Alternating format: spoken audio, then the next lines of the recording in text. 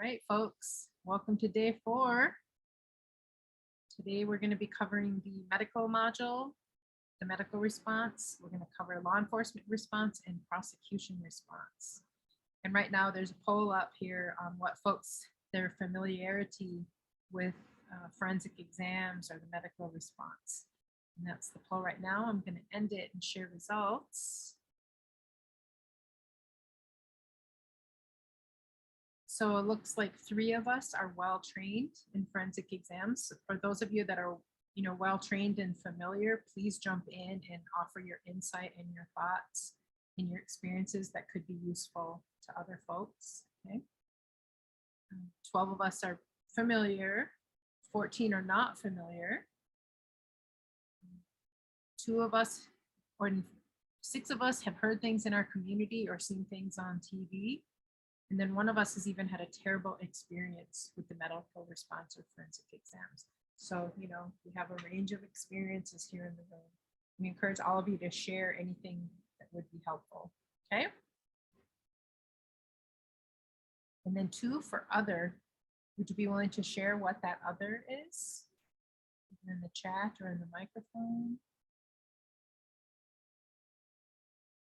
We have another option to respond to this. Don't have to, of course. Heard about it on the internet. Yeah.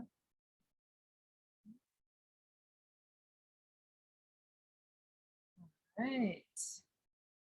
Okay, well, Miss Linda, I will hand it over to you for the medical response. Okay. Thank you. How do I? Okay. So the first thing that we want to do is this, a part of it, interrupting the habits and reminding people to breathe. My surroundings look different because I'm in my office in St. Paul. So I'm in a different place. There's just Jen and myself, and there's a lot of office space, and a lot of our resources are kept here. So I drove through about 30 minutes in and out of the highways to get here from my house. And so I'm so happy to be here with you again today. And I'm just spotty throughout the agenda with what I'm going to share. But thank you for coming back and for being a part of this. And we want to help you to recognize that there are some things that we do mostly to ourselves. And so we want to put a hard stop and recognize the characteristics of a white supremacy culture, which can include wanting things to be perfect and feeling really disappointed and disjointed and almost angry, or getting somewhere in your feelings about things looking the way you think they should look and what you consider perfect. That can set you up for a whole bunch of other things, including blood pressure problems and anxiety. So to be aware when that's happening. Also the sense of urgency, like I have to get it done right now, I have to do it right now. And then instilling that. Some people do that at work, but they also do it at home, and then cause a lot of problems with family and a lot of stress and anxiety. And then defensiveness that can come, where whenever somebody talks to us, we automatically feel like we have to defend ourselves, or like they're in some way attacking us, or the way we are, or the way we present ourselves, or anything. And I mean, that can be a really big thing for people. Well, I've had this because of just being not just a woman, but a woman of color. And so when I show up somewhere and somebody says something, I could automatically think that they're attacking me in some way. So we want to let that go, the defensiveness part, and lay it to the side, that I'm just going to be here and listening. And it is an exchange actually of spiritual knowledge, wisdom from years of work. Each of you come with your own wisdom and your own experiences. And some of us have personal experiences as related to sexual violence. So just to be aware of that. Also, there can be the idea of quantity over quality can be a big issue. So we pass things through really, really, really fast. And our idea is to open the door and get people out immediately and to go to the hospital and get the hell out of there as soon as possible. There can be that I want to do as much as I can, but then I'm really not taking the time to be in the space and balancing in the space, whether it's my vehicle or in the emergency room or my office, that I have to make myself be present. Also, the worship of the written word, whatever it says, we're going to hold this, and these are our policies, so we want to follow those. This is what the law says. And then there is the other side of that, of just being a good relative and a decent human being, that sometimes that isn't written down. In fact, most of the time it's not. So paternalism, what does that mean? Is that with the male energy? Do you want to define that one? Well, it's this idea. So let's see how to explain it. It's more than male energy. It's kind of like, I know better than you about your own life, that I'm the boss, I'm smarter, or I'm bigger. And so I know more and have more and all the things. So it's kind of like interrupting our habits around thinking that we have the answers and making sure we're centering survivors' knowledge in their own lives and expertise. That can happen to us, and we can be giving that. We can not only receive that type of energy, but we can internalize and then share that when people come in our midst. We don't understand that there is a power dynamic that is happening when somebody has been injured, assaulted, or abused in some way. And so we want to make sure that, what? I just entered the room. How interesting. It can show up as the savior mentality too. Yes, I know better, or I'm going to tell you that I think you suffer from anxiety, or I've seen this before. Like, I'm the authority. I get it. Okay, thank you very much for defining that.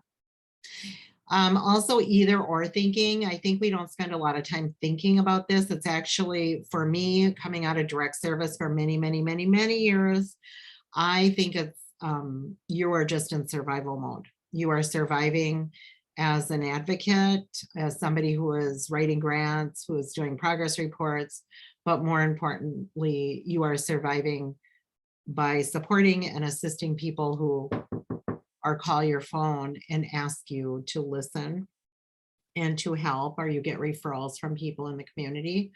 So it'd be really easy to think a certain way, and you just have to be sure that you're trying to do things to help yourself.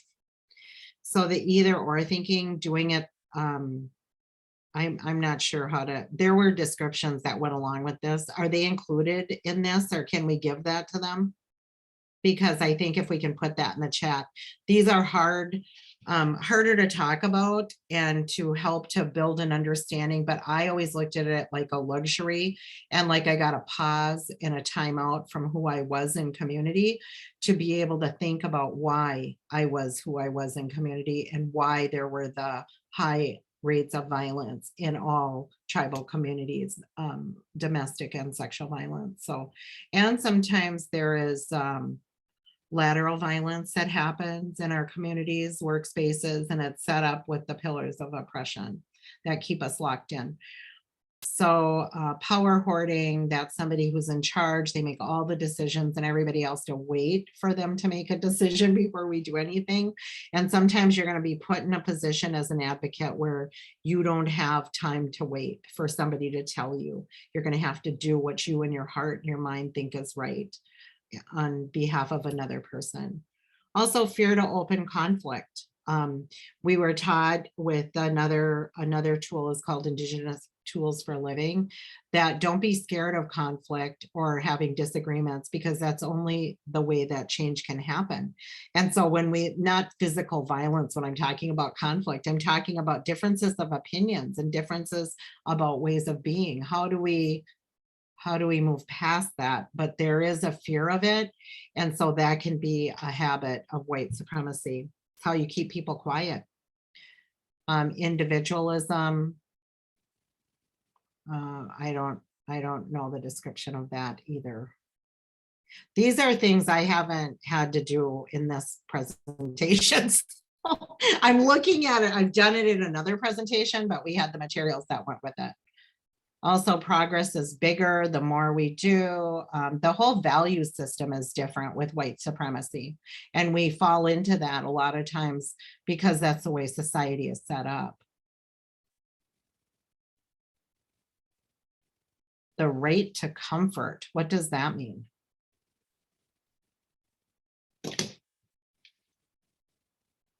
So it can mean lots of things, but in this context, you know, we can have a presumption that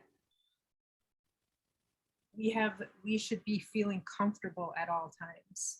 And it's a habit of white supremacy to think that we're going to be comfortable. Like, we're dealing with sexual assault, we're dealing with the intersections of racism and sexism and homophobia. And these are uncomfortable things. There are people who are in power and people who have power, people who abuse it. And, you know, our role as advocates is to kind of interrupt people's right to feel comfortable. If the forensic examiner is, somebody gave an example a couple of days ago, and I can't remember what the exact story was. Oh, I know what it was. It might have been Rebecca saying that they attended a forensic exam with somebody and their current partner had sexually assaulted them, or their ex-partner had currently assaulted them. And the nurse said, well, maybe you'll stay away from him now, right? And so our right to comfort might be that we don't want to make things uncomfortable for the person who said that really ridiculous, harmful statement. So our role as an advocate is to feel empowered to interrupt people's right to comfort if they're causing harm to somebody. I guess that's the best example I can come up with for that. You can think of probably lots of others as well. And for a lot of people, if you are a direct service advocate, you probably don't take time to think about how is this set up in the dynamics of your workspace and your community, and how have we sometimes aligned or sometimes built community based on some of these characteristics that feels uncomfortable and is uncomfortable and keeps certain people or certain families in positions and then keeps other families or other people in other positions. It sets up social structure, but that's not just happening in your community, that's happening all over the country. So it's these dynamics, and it takes a little bit of breathing space to think about this and to know about this and to start to learn more about it. And I think a lot of people are examining this because the rates of violence have not decreased and we keep responding. But unless we get at the roots of what is happening and start really examining those pieces and our own contributions as citizens of our nations, we can't change anything. So there's a whole nother piece to that coming.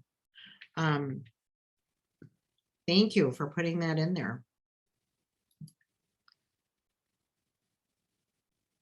So being an advocate is a way of being in the world. You're not just an advocate really when you're in the office space. You kind of see it through a different lens when you're out in community, even in your home. We are willing to challenge harmful practices and oppression. Okay, advocates also meet folks where they're at.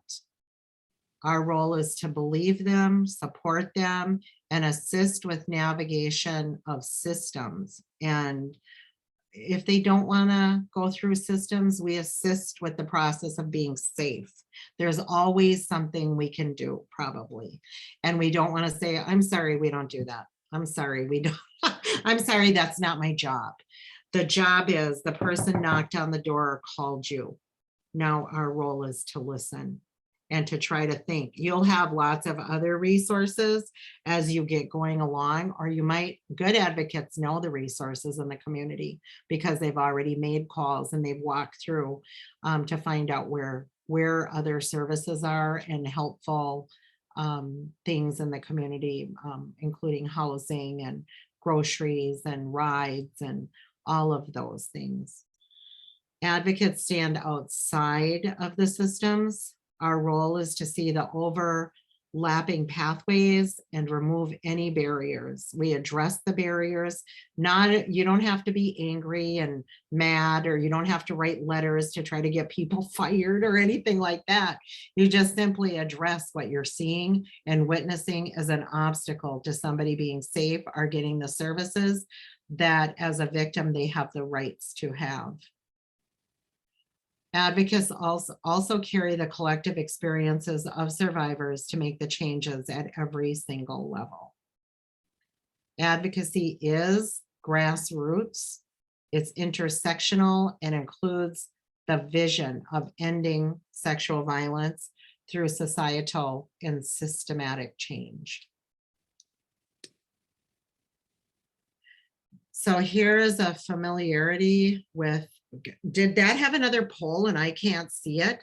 No, that was the poll. Okay.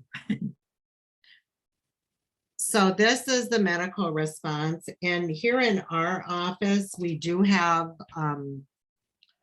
you can get these at the hospital, but this is a sexual assault evidence collection kit. And I think you have some at your office space, Christine, also. This is kind of what advocates need to know from the medical response. So the goal and objective is to really provide an overview of the medical response to sexual assault, to prepare advocates to assist victims when they are brought to the emergency room. Some of the objectives are to understand the terminology and procedures used during the medical response, understanding the roles of the advocate and other people involved in the medical response, understanding mandated reporting requirements, and promote victim-centered care and ensure that the needs and the wants of the victim survivor are met and respected. So when we think about first responders and initial contact, a lot of times people will tell other people, they don't call 911 or they don't call the police, but they tell somebody that they trust or somebody that is around them what's happened. They might call 911 or they could call law enforcement. Sometimes the ambulance or emergency medical services comes out. Or they could call a sexual assault or battered women's program. So the responsibility of a SANE nurse, and a lot of communities do have a SANE nurse, but some do not have access to a SANE nurse. But the responsibility of the SANE nurse, SANE can actually be a nurse or a doctor or a physician assistant with additional 40 hours of sexual assault specific training. They also collect evidence that links the survivor to the suspect, and they preserve the dignity of the survivor. Some of the functions that they do is performing the forensic physical exam on the victim. They collect evidence. They can treat minor injuries. They can also provide expert testimony, and they can serve on a CERT team. They work closely with law enforcement and the prosecutor's office. SafeStar is a program that was developed because a lot of our communities did not have CERTs. Or they were far away from a community that had a CERT nurse or a doctor. We'll talk about this too. What the responsibility and the function of SafeStar was to deliver emergency first aid to sexual assault survivors, also providing referrals and follow-up, educating community on the harm and healing, and collecting sexual assault forensic evidence. These are the communities that have SafeStar. Safe Start was a program that was put together, I think, what is the name of the university? It was at Southwest, it's Banger White, right? Banger White. And they did this because we did not have a lot of tribal communities. And the communities genuine, probably have a couple of women or people that are really trusted by community. The people that are trusted kind of float to the top as somebody that we would consider going through the training to be a Safe Star. And in some communities that tried this, it was successful, and in some it wasn't successful. It couldn't keep up. It was usually I think an elder or a person who had the trust of the people, and they were considered to hold confidentiality, and the community, they just kind of floated to the top at who would do this type of training. Do you have anything to add to that, Christine? Actually, I would be interested. Tanisha has been through the training. Would you be willing to share your experience with it, or has it been effective and helpful? What were some of the barriers? Hello, can you hear me? Can, yeah. Hi. Yeah, so I'm from the Wampanoag tribe, and we had our Safe Star training a few years ago. It was either 2018 or 2019. And at this point, our domestic violence and sexual assault program had started. Well, it's in 2013, there was a grant from DOJ that let us do a needs assessment. So that was done. And then our program was opened in 2014. So this is about 4 years into it, where there was a group of women that had already done a 40-hour domestic violence training. There was some community things that we had done with mending the sacred hoop. So kind of through those different things, there was women that kind of, rose up as advocates for domestic violence, sexual assault victims that were then kind of selected and chosen to take part in the Safe Star training. And it was kind of, it was generational, cross-generational. We had some elders, some younger women as well. And I think it was a really important training for our community. We're on an island. It's a 45-minute boat ride to the nearest SANE nurse. So that's something that isn't always doable, especially, late at night, early in the morning. So for us to have that training and have those skills has been really great. There was a second part of it that we weren't able to do, which was to bring us together with the hospital and the court system and the different entities, and that was something that we weren't able to do.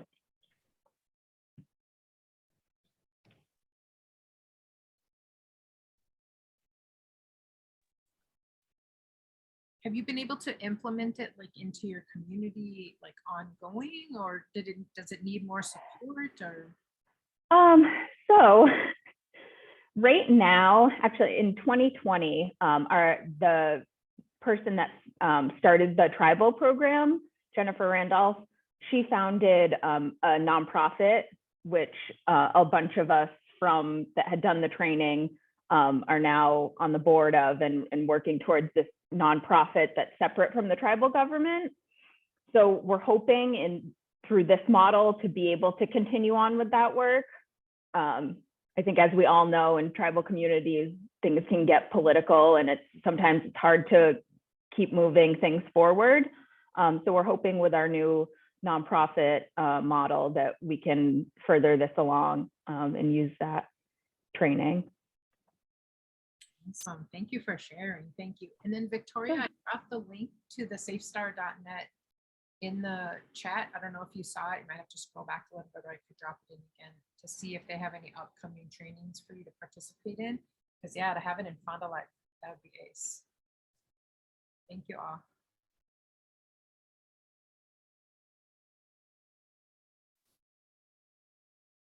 The forensic exam is one of the most critical components after a sexual assault to build a case for prosecution.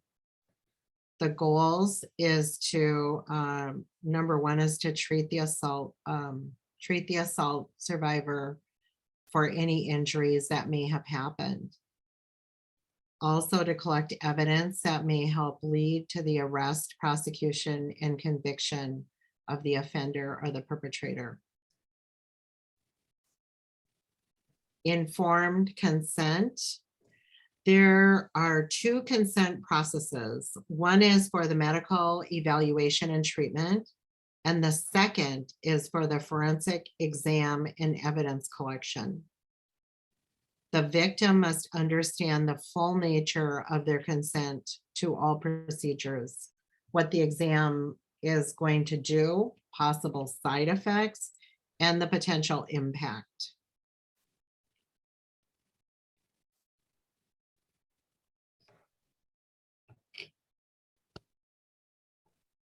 It is needed for general medical care, pregnancy testing, and prophylaxis, treatment for any type of sexually transmitted infections, also for HIV, permission to recontact the patient for medical purposes, and the release of medical information. I have had people just stop it right there, that they did not want to do that, or that they need to know all of the things that are going to go along with that. This is where an advocate could be really supportive and helpful to somebody, because the person is typically in crisis or in shock that this has happened, or that they have been made aware that it happened because sometimes somebody else tells them what they saw. And so they need the support, and they need somebody to help them to understand what do all these things mean and what's going to happen. So it is needed, the informed consent for the examination itself and the collection of the evidence, also for taking photographs, including any images that are taken from the equipment that they may have to use in the emergency room. Also notification to law enforcement or other authorities, depending on what your community's reporting requirements are. And then the release of information and evidence to law enforcement. Our people can be really intimidated by systems, including the hospital setting. So it's very important to help them to know that they don't have to do it, but they could do it. And then talking about some of the things that can happen after they do it. I think it's best that people know that, if at all possible, in a way that is not threatening, but informative and supportive and compassionate.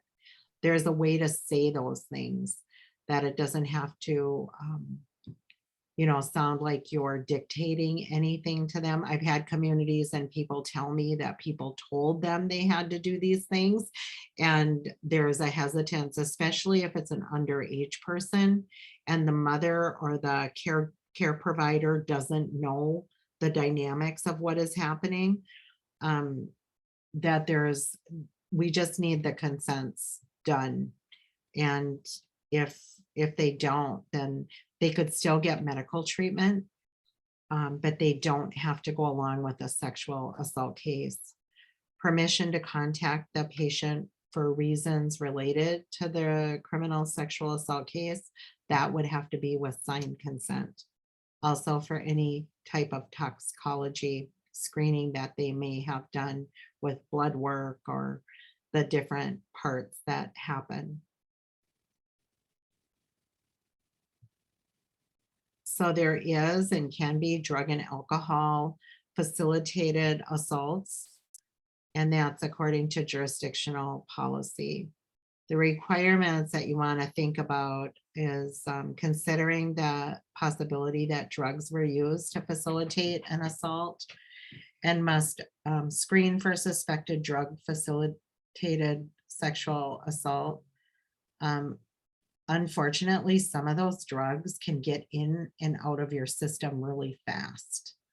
And so by doing this, we increase the chance of being able to see if there was something used as a part of this crime.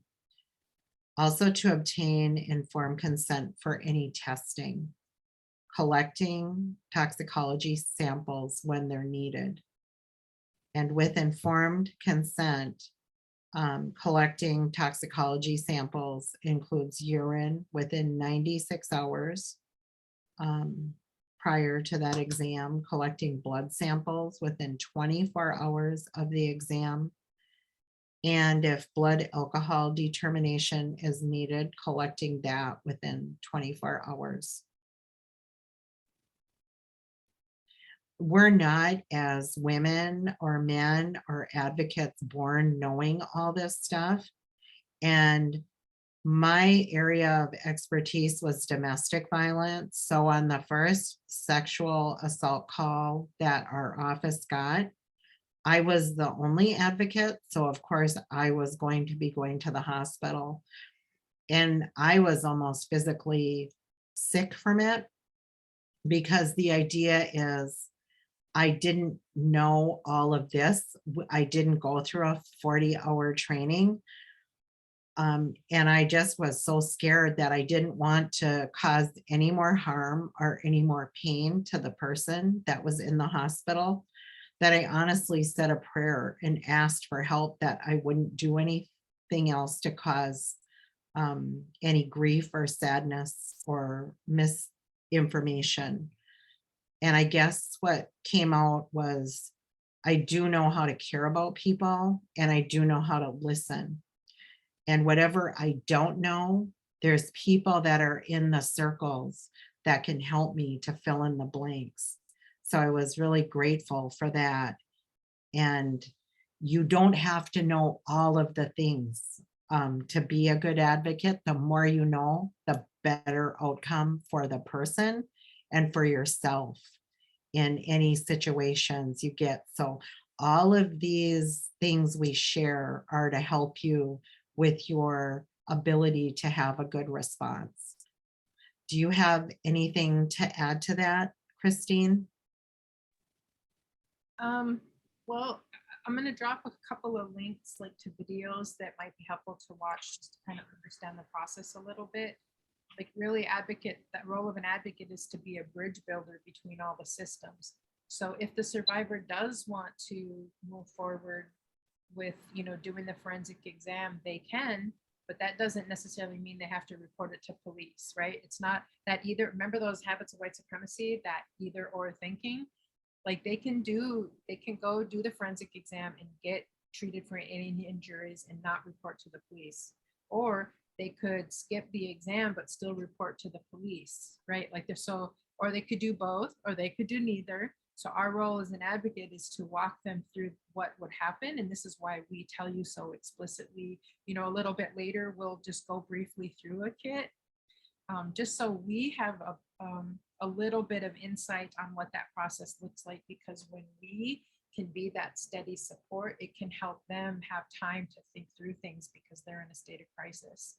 So, and also as Native advocates, what is the number one stereotype about Native people? What's the number one stereotype about us? Or in the top 5 stereotypes of us? That we're drunks. yeah. Yeah. So when the forensic examiner asks this questions, were you drinking? Or if the police officer asks, was there drinking? That can be perceived to somebody who just experienced a sexual assault and was drinking, that it was my fault, right? And so, yeah, that coping, Andrea. So our role as an advocate can be to say, actually, alcohol or drug facilitated sexual assault is a crime on the books. It's a law that can be broken. And so they're asking that question because they want to know if that law has been broken. And then they're going to collect that blood sample to prove that you have X amount of alcohol, X amount of drugs in your system. So it can support the evidence that you were actually a victim of drug facilitated sexual assault, right? So when we know that, we can help clarify for the victim so they don't say it was my fault, right? Or so other people don't victim blame and say, well, they shouldn't have been drinking anyways, right? That kind of thing. Okay, I'm done. Thanks. I think that does touch on a really good point. And when I was a younger woman, that was in my peer group, that was almost like an acceptance of anybody who drank. Another woman told me, this is something that happens when you drink, that you are sexually assaulted. When we start believing that our own abuse is our own fault, we have to raise that up in our communities with information and understanding and truth, that whatever somebody does because you are intoxicated and you are in a place where you are not awake, does not give any other person the right to go and take your clothes off and do what they want to your body. It's the same as if you did it to somebody who was in a coma, or the same if you did it to somebody who was physically challenged and couldn't refuse your intentions. It is a crime. And as soon as we understand that in our whole being, that the person who does those things is the person who is responsible, that the person who it's happening to is not responsible, I'm afraid that we have a lot of people who really don't have that connection because of the things that have been repeatedly said to us. And that when we start believing that, we are in serious danger for our people and our community and our children who are growing up with those with those understandings. We're in trouble. So we have to provide information, education, support, and resources that is along the lines of universal truth, that it is not okay to do what you want to another person just because you can. Do you have anything to add to that, Christine? Anybody? I'm gonna look here in the chat. Okay, thank you so much for putting that in there. Oh, this was the next slide. Okay, if the victim was intoxicated or high, what do they have rights, and what rights do they have? Or because they used, now do you forfeit your rights as a human being and a woman and an individual or a male? These types of crimes can happen to women and men, and to children, and to elders, and to anybody. So if I'm high or I'm drunk, does that mean that people could do what they wanted to me? Or what about somebody who was trying alcohol for the first time? I've seen that where somebody went to a party with friends and drank and didn't know that there was limits. They don't have somebody with a book and directions on how to drink or how to stop yourself from drinking, or what are you doing, or maybe somebody put something in the drink. Do you think that you think about that in your advocacy skills and how we think, and how what we think can affect the people that come in for services, that we have to check ourselves, and what do we think about that? And then what rights do they have? Is anybody willing to come and talk about that? To unmute yourself. I think despite the fact that if you're under the influence, you still have a right to be safe. You still have a right to be protected by the law. But, you know, us being indigenous, it seems like we don't have those kinds of rights when we're assaulted because, like you said, we're perceived as being drunks, or we have other coping mechanisms because of the intergenerational trauma that Natives have experienced. So we're not afforded those same rights.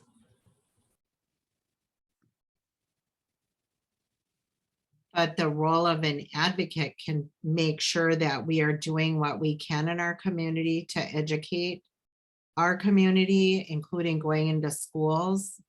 And it's not, oh, only high school kids need to hear that kind of, I would start in middle school because a lot of times people have been exposed to things you have no idea. And we want to think, oh, no, but no, yes, please.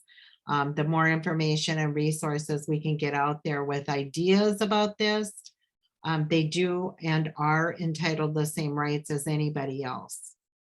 Also, the needs. Sometimes I've seen it if somebody is intoxicated, they don't even want them to sign the informed consent. They have a period of waiting, which they have allowed us to be in another room and wait a few hours and recheck the alcohol in the system before they accept a signed consent. Do you have anything to add to that?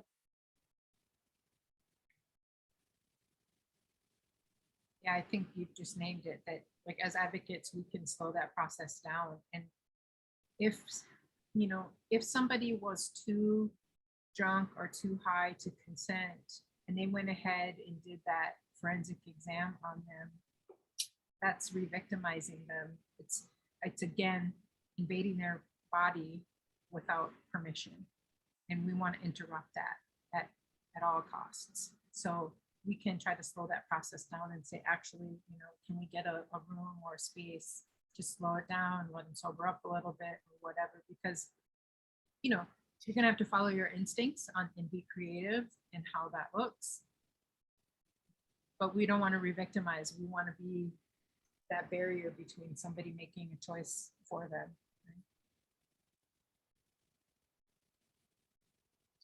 And some of those advocacy strategies, you are probably going to be developing that as you see the problems as they come up.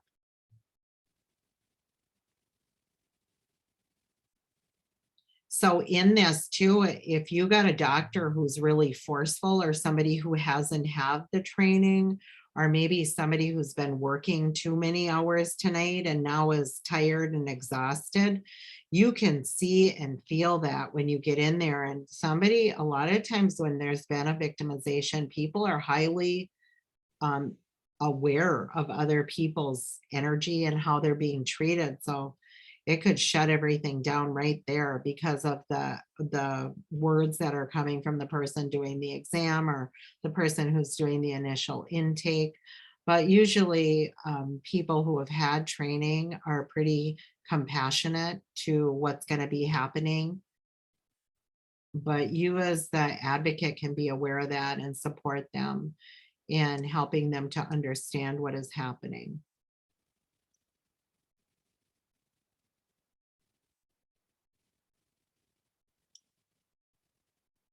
So there can be, at the time that we go to the hospital, there could be a pregnancy risk from this assault.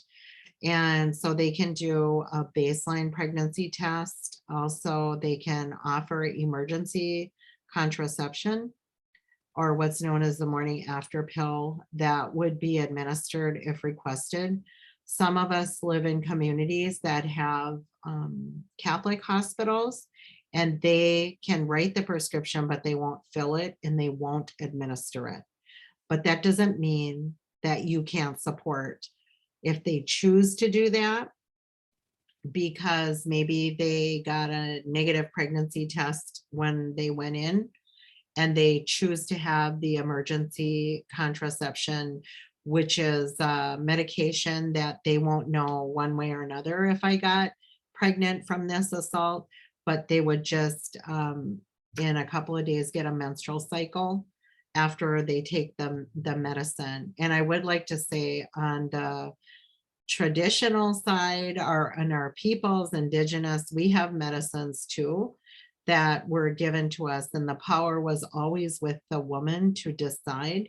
You have to be careful, because if you have very firm beliefs in this, you could try to influence somebody, and that's not our role as an advocate. It is to support their decision about what they want to do. Also, with these meds, it has to be administered within 72 hours of that assault. So it's a timed, 3 days. So some of the advocacy to assist is to discuss the possibility of pregnancy with the survivor. Also providing information about emergency contraceptives and how it's administered, making sure they understand that they have 3 days.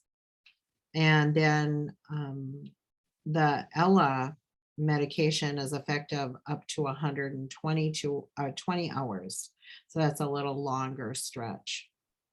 Linda, I'll just add that as we know, Roe v. Wade was overturned by the Supreme Court. So in some of the states, maybe some of y'all in this room, it's actually illegal to access abortion or access emergency contraception.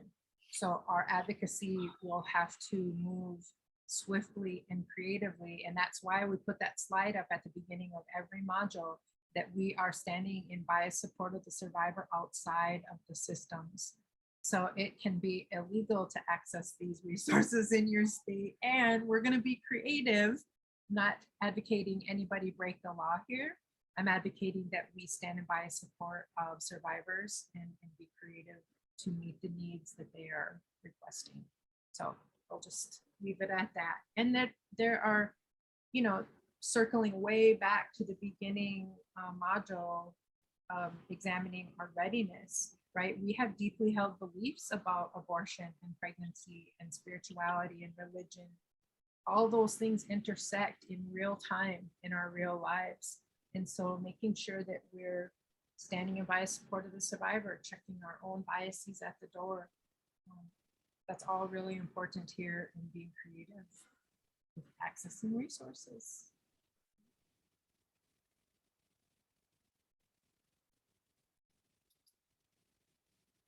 So the other big risk that comes along with the violation of spirit and body, mind, is somebody during this assault could have given somebody a sexually transmitted infection. Some of the things that can happen is you could have been exposed to hepatitis B or gonorrhea, syphilis, herpes, chlamydia, warts. All of these things could have happened. And the survivor really has the right to know if she contacted a STI or STD. Also, they have the right to immediate and effective treatment if it's available, and preventive measures are available. There's also specific information regarding HIV and AIDS virus at that time that can be given to them, and recommending a 3-month follow-up for testing.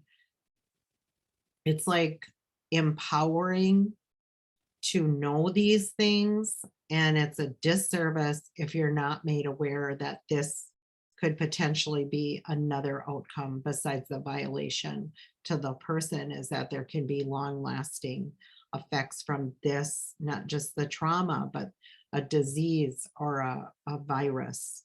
So as much information as we could share and provide when it comes to the medical piece of it, that there are treatments available for most and many of these.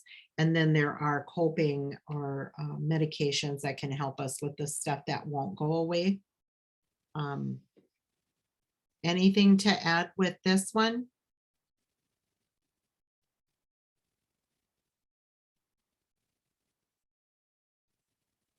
Okay. So who pays for the sexual assault exam?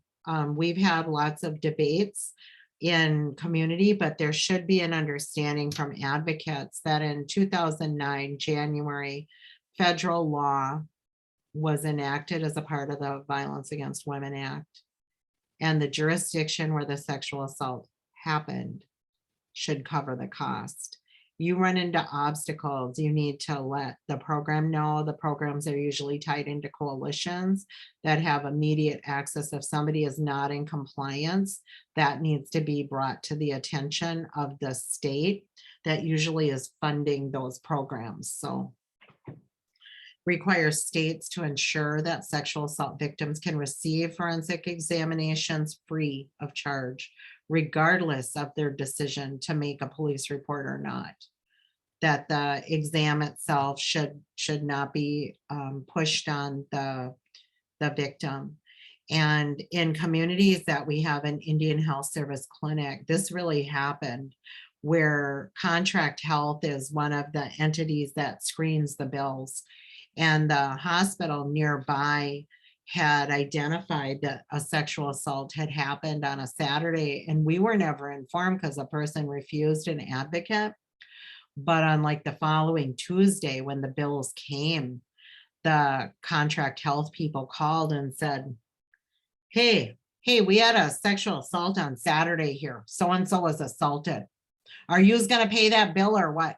And I was like, what? And then they called and said that, and they shared the information with us, and we had no idea. Now, as advocates, I'm not going to go call the person and say, hi, I heard you were sexually assaulted. But what it did as an advocate is it made me think we need to develop a policy or some kind of a stop, a hard stop, because the people that work for Indian Health Service did not understand. They were looking for their part of the job, which is pay the bill. And they thought automatically if they had a sexual assault program that responded, that program should pay this bill, not us. And they didn't know about this law, and they didn't know that that information shouldn't have come to them without the victim's signature and saying it was going to be shared with Contract Health. So we went to the hospital and met with them and talked about this law, but also talked about their standard practice, that if it was a Native person, their practice was to just send all bills of Native people out to Indian Health Service and give all their information willingly to the people that work there. For the most part, it was done, to try to get the bill paid, but it violated the person's rights, because now we knew, not that we were going to go tell anybody, but it could be anybody that office talked to. And communities can be very small. So when somebody knows, they might turn and tell this person or this person or this person, and then their personal tragedy is out in community with maybe a few twists or some missing information, but it wasn't what they had consented to. So at that time, I know that the hospital stopped that practice of just forwarding the bill. And that is advocacy on behalf of the people we serve, that we are going to protect their privacy and their right to confidentiality. Now with all of the HIPAA requirements, it might be different, but at the end, we're still humans, and people can do things that they believe are their right to do their job and cause harm and not even know they're doing that. So we have to listen for those cues in our communities. And when you hear those stories, follow up with it and make sure that people know that they could harm people with this information. It was very concerning to hear that. Also with yeah, it doesn't matter if they're compliant. Some of us might say, well, if they're not gonna prosecute, then they don't need that exam. It's not about what we think. We have to empower them and let them know the truth that they could do this and find out if they're pregnant, get access to whatever they might need if your state allows it or your community does. And then also about STIs. Some people have serious injury after a sexual assault. And we've seen people with excessive bleeding and permanent damage to different parts of their bodies. They are entitled to have all of those issues addressed.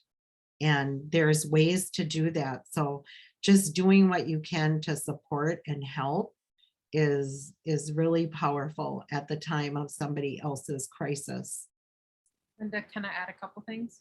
Yes. So one of the things that's important to know is that VAWA, makes it a federal law that covers the forensic exam, but it's not going to cover if you were to have received, a broken bone or something like that.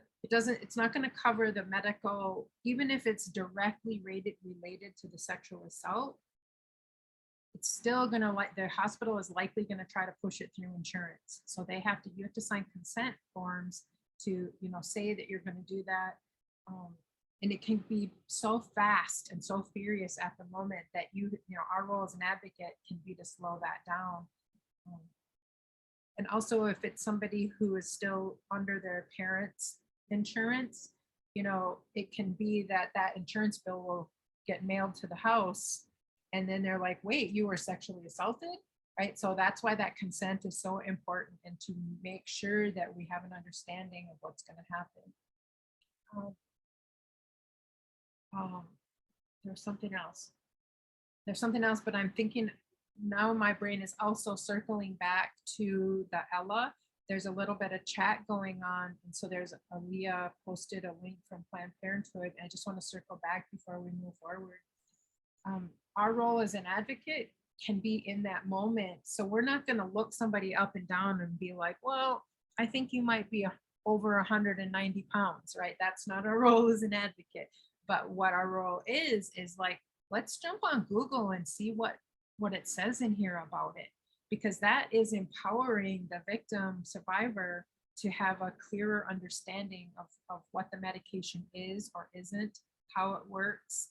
Because I clicked on that link and just read it real quick. And so it said, Planned Parenthood says that Ella may not even work at all if you're over 195 pounds. As a person who's over 195 pounds, I need to know that this particular medication may not work for me. So what is the next step? And Planned Parenthood offers like putting an IUD in. There's some other options, but what I'm really getting at here is that our advocacy, do our best to get yourself informed, and at the same time empower the survivor to be informed too, like back to those principles of advocacy, so they can make their own informed decisions. Okay, all right, thank you. I did want to circle back to, yes, VAWA does not pay for anything outside if somebody was having excessive bleeding or injuries, but most of our states have crime victim compensation programs. And as advocates, we should have those brochures and the knowledge of how to fill that paperwork out. Mine is over on the wall there. Minnesota has a program, and they can pick up costs if the person does not have insurance. But there are certain rules about that with some of them. Some people have private insurance, but us as advocates, we want to empower and assure that their immediate needs are met. If they are bleeding, insurance will be a secondary issue for the medical provider who is going to be looking at stabilization. Payment is something we can sort out later, but for the exam itself, that should be covered. And I have had a case where it was not covered, and there was somebody trying to bill somebody for those services. And so we had to sort that out later with the coalition and the state health department that had the money to pay for that. So it's just a matter of immediate needs first. And we'll sort that stuff out later. We'll be covering the victims' rights and victims' compensation, I think later today. We'll be pulling up some links and stuff for folks, okay? Somebody did post that link in the chat, so thank you for doing that. Let me see. It was, who's that for the information? Yep, it was Ashley. That talked about Wisconsin and the other costs, broken arm can be covered by CVC. Sometimes those programs we require and mandate that they are cooperating with law enforcement in order to pay. So whatever you're doing, and get yourself, get some advocates, on those boards that decide those applications. So you have some input from your tribal perspective and community. So some of the confidentiality in HIPAA. HIPAA is the federal law that represents a uniform federal floor of privacy protections for consumers across the country, protecting patients' medical records and other health information. There's new standards that provide patients access to their medical records, more control over how their personal information is used or disclosed, and then state laws providing additional protections to consumers and are not affected by this new rule.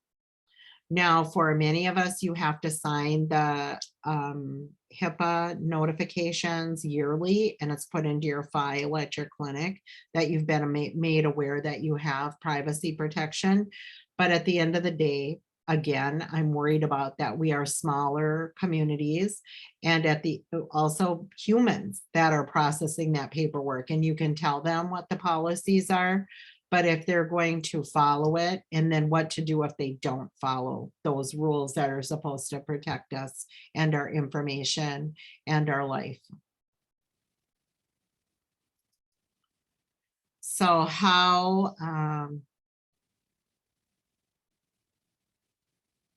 I can't even read what that says up there because of this bar. Oh, how HIPAA affects advocates and advocacy programs. So the effect on the advocate can, on the role of advocacy can be that hospital, emergency room, doctors must adhere to HIPAA. And in the ER, an advocate should expect a HIPAA authorization form that has to be filled out by the survivor. The effects on programs, advocacy programs, is it does not apply to community-based advocacy programs. It does apply if advocacy programs are located within other systems. Like say your office is a part of the healthcare part of Indian Health Service, or we are under the arm of the clinic. Healthcare clearinghouses are a business associate of a covered entity. It does apply once the victim is in the emergency room or with emergency doctor.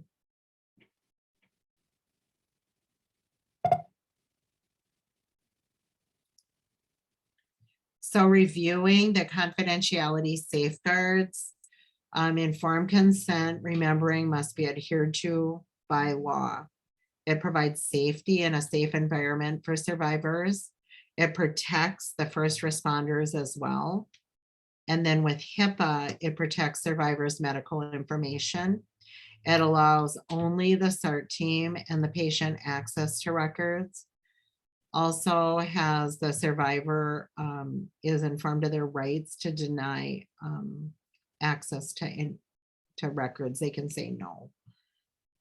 With Indian Health Service Privacy Act System of Records, it's a law implemented in tangent with HIPAA. Also, medical health and billing records that contain medical, public health, nursing, mental health, social service records must be handled in accordance with this Privacy Act. There is like many trainings people that work in the clinic have to follow through with. With mandated reporting, the law requires that those who know of or have reason to believe a child is being neglected or abused, a child has been neglected or abused within the preceding 3 years, or a child is in danger to themselves or to others. If there is a child that's in immediate danger, please call 911. Do not sit and think, this is not my job, this is not my business. Say your advocacy office got a phone call this morning and you were listening to somebody and they were describing something that they heard happen to the kid that lives next door, I would still call. Also, a verbal report must be made immediately, no longer than 24 hours. A written report must be submitted within 72 hours. Weekends and holidays are excluded.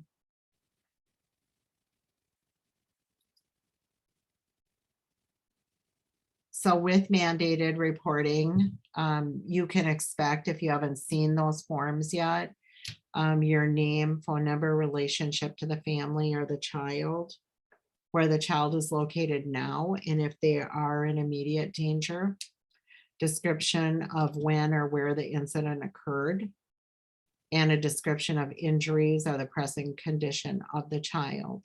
Also, the name and addresses of the child, the parents, and the caregivers.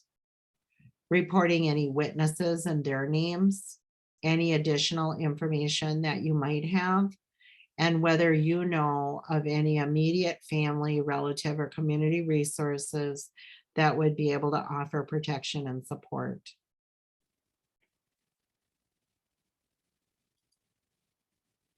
So with a minor consenting to medical treatment, this is where this mandated reporting comes in.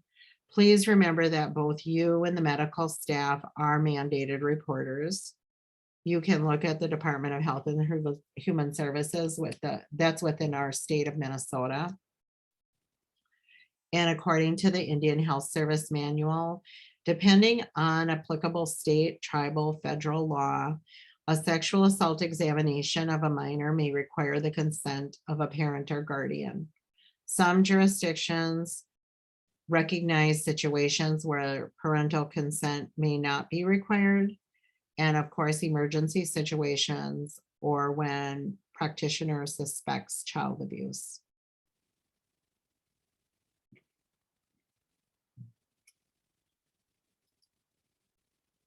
So a minor consenting to medical treatment exceptions.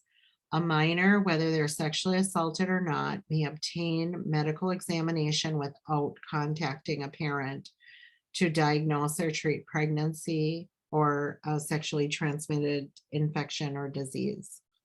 A minor who was sexually assaulted or receives injuries that risk his or her life or health does not need parental consent for emergency care or medical treatment.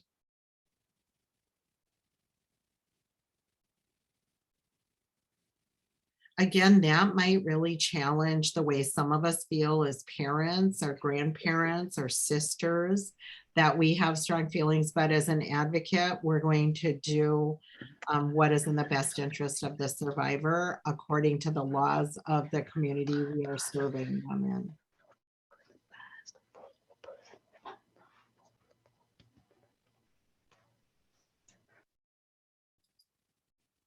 So some of the implications for change with systems change, thinking about, does the local facility have a trained forensic examiner on staff?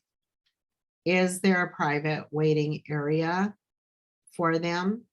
And how long do victims have to wait to have any type of water, medications, or food? And are forensic exam kits available? Some of the ways that we can help with social change are what actions can be taken to raise awareness in your community, to increase reporting rates, and to stress the importance of a forensic and medical examination.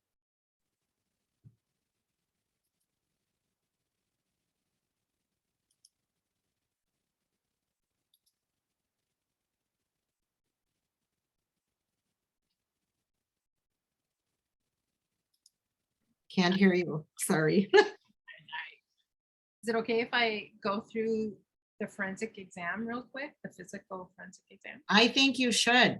Thank you. If you need to head out to your other meeting, do you, or do you have a little more time? Oh, now you're muted. Okay, I'm gonna stay on. Okay. All Okay. right. Well, thank you so much for that, Linda. Thank you so much. So we just want to spend like a few minutes going through the actual physical forensic exam, just so, some of us, that's why we asked that question at the beginning, if you have familiarity with it. But if you haven't, or even you just heard about it on TV or whatever, it's just helpful for us as advocates to physically see what the kit looks like and just talk a little bit about what the process looks like. Okay. So for those of y'all who have expertise in this, jump on the mic, jump on the chat, whatever, and share useful information for folks. Okay. So this is Minnesota's forensic exam. It just comes like in a little sealed box like this. I also have one from Michigan. Theirs is huge. Look at that. Because they've written grants and got significant resources allocated towards their forensic exam. Way better than Minnesota's. So I'll kind of show a little bit about. Okay. So what it has on there is, so this is evidence, right? So they're going to be collecting evidence off of the victim. That's the whole purpose of this forensic exam. So you'll hear it be called a rape kit, a sexual assault kit, a forensic exam, a medical exam, an evidentiary exam, because it's exactly what it is. It's evidentiary exam. It's collecting evidence off the body. Okay. So it has to follow a chain of command to be able to do that. So when they open this box, it becomes, you cannot tamper with it, and it has to follow that chain of evidence. So the person who opens the kit, it's going to have the victim's name, the physician's name, who the kit was sealed by, right? Where it's going to be kept. So it has to be kept in a locked place, right? What day and time. And then for that chain of possession, who's going to come pick it up? Is it going to be the Bureau of Criminal Apprehension? Is it going to be the sexual assault investigator? Who's going to pick up that kit to deliver it to the place where they process the DNA and process the information? It has to follow that chain of command. Okay. So it's sealed. They'll tear open the seal. This is part of what they're extended. So anybody can become, not anybody, but to become a sexual assault nurse examiner, they already have to be medically trained, unless they go through the Safe Start program. That's more for community folks. But to be a SANE, you have to already be a medical practitioner and have that training, but you get additional 40 hours of training, how to collect the evidence. But on top of how to collect the evidence, how do you do it in a trauma-informed way, to be compassionate? Somebody just experienced a sexual assault, and now I have to go ask them these really hard questions. Okay. So they crack it open, and how it looks, there'll be the evidence tape that they'll use when everything is done, a little refill kit form, and then it comes with a form. And so if you think about, I used to know the day and the person who decided to sort of make the forensic exam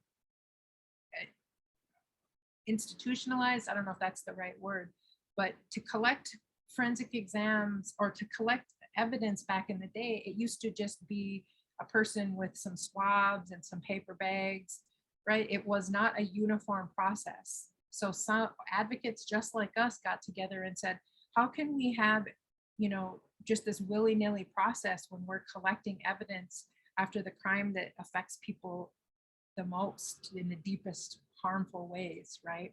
So they organized and got together, and so let's make a process or a protocol that can be easily followed, right? So for example, this is a form that is in the Minnesota box, and it says, the regular information like the name and age, the date of the alleged assault, the patient's description of the assault, what hospital it's at, who collects it, right? And so it's really important for the SANE to write down exactly what the victim says. They can't ad lib, they can't complete the sentence and make it proper grammar. They have to write exactly what the victim says, because this is evidence now. Okay. So the questions on here are going to be getting at, to help to help the SANE look for evidence in the appropriate places. So they're going to ask questions that can be really invasive to the victim, right? So for example, did the assailant have oral contact with the patient's genital area? Yes, no, not sure. So why do you suppose they're asking that? Because they're going to go look for DNA, right? They're going to go look for saliva, something like that. Okay. Did the patient receive injuries and bleed that resulted in bleeding? Did the assailant bleed? Right. So they're asking these questions because they're going to go specifically to those places to look for evidence or do a really, really good investigation. And that's where that colposcopic imagery that Linda was talking about earlier, that colposcopic imagery can detect things like bruises below the surface. So if they grabbed your arm, the bruise may not show up right now, but that colposcopic imagery can see the capillaries, or if you have petechia from being choked in your eyes, right? So it has advanced technology to pick up some of that stuff. Okay? Asking if they've menstruated, did you have consensual sex 120 hours prior to the exam, right? So if so, how many hours? And then was the consensual partner different than the assailant, right? So they're getting at whether, so it's, it's pretty good that they're not making the assumption that just because they're your partner that it can be non-consensual, right? Even with our partners, it has to be consensual, right? We can be sexually assaulted by our partners. So, that's just kind of like getting the basic information. And then step 3 is, their clothing and underwear. Are these the clothes that the patient wore during the assault? Wearing any clothes that immediately after the assault? And so, Minnesota just has this little box here, but in the Michigan box, they provide a little bag, right? Like this one is just like for undergarments or sanitary napkins. So it just goes to show that what we put in the kits, we can advocate for what goes in these kits in order to make them more effective and more streamlined to get the most amount of evidence, right? So then it goes through step 4, step 5, step 6, right? It's like step process. So it makes it easy for the person who's doing the forensic exam to not miss any details, right? And so the steps will then, after they've asked these basic questions, then they're going to have little packets that go with the steps. So step 4 is foreign matter collection. So based upon the patient's description of the assault and your observations, is there any material on the patient's body, such as hair or items that may be relevant to the assault? Condoms, tampons, it could be, maybe they find pine needles, or maybe they have some gravel in their back, right? Like whatever that is, they want to go specifically to these places, okay? And so the envelopes have the patient's name, the date, who collected it, yes or no, whether the sample was collected. And then when you open it for foreign matter collection, it'll just be a piece of paper. So they'll have gloves on and their mask, right? Because it's evidence. They don't want it to be, what's that word when you cross-contaminate? Cross-contaminate, yeah. You don't want to do any of that. So then they'll, like if there's something under their fingernails, they might scrape their fingernails into this piece of paper, right? And then they'll fold it back up, they'll write what it is, and then they'll put it back in the envelope, and then they'll seal it, right? So now that is untampered with evidence, right? And so then it just goes right down the list. So step 5 is pubic hair combing. So this, they have the comb and the paper with it. So it's just like a napkin, a larger napkin, and they'll slide this, under the bottom of the person. And they'll comb through, or they'll do a visual inspection. They'll comb through because they're trying to find any evidence, right? So this is why it's so important to be trauma informed, right? To tell the person, this is why I'm doing this. This is why I'm asking you these questions. And then also to consent every step of the way. So I would like to comb, do the pubic hair combing. Can I do that? And so they'll ask for permission, right? And again, everything has to be dry, sealed, and put back in these envelopes, okay? I should say too that, when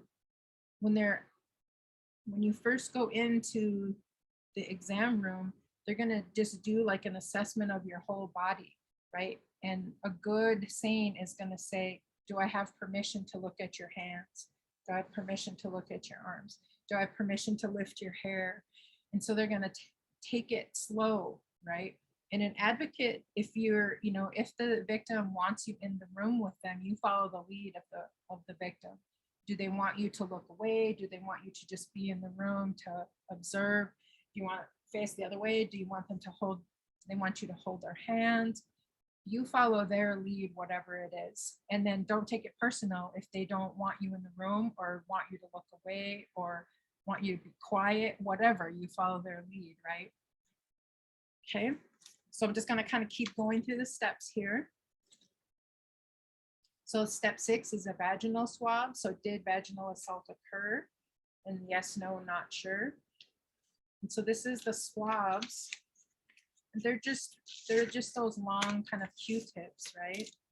There'll be 4 in each thing. And so usually the same will take like 2 swabs, or maybe they'll take all 4, but they'll get them moistened in sterilized water, right? So you don't want them soaking wet or whatever, but you want them moistened because you want them to adhere. Like they'll roll over the information like that. They won't rub it like this. What happens if you were to rub it like this?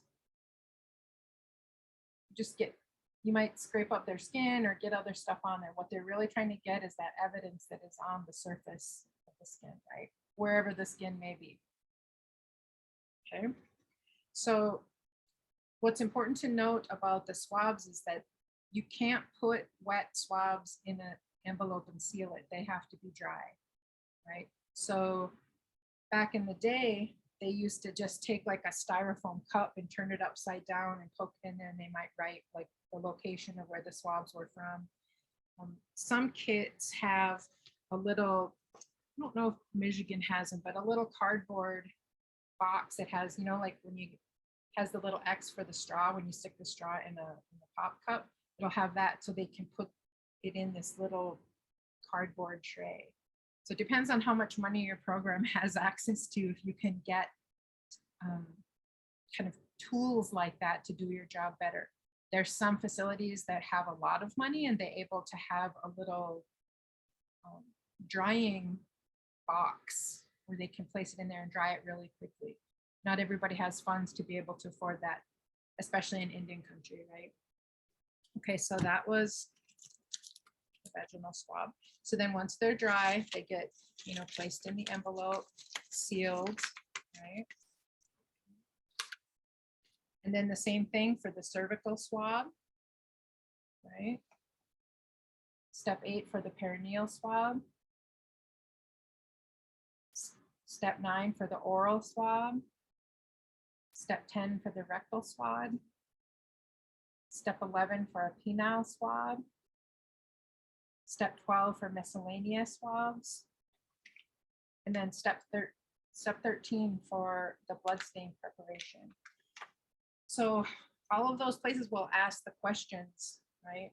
For the miscellaneous swabs, it'll ask, did the assailant have oral contact with any area on the patient's body?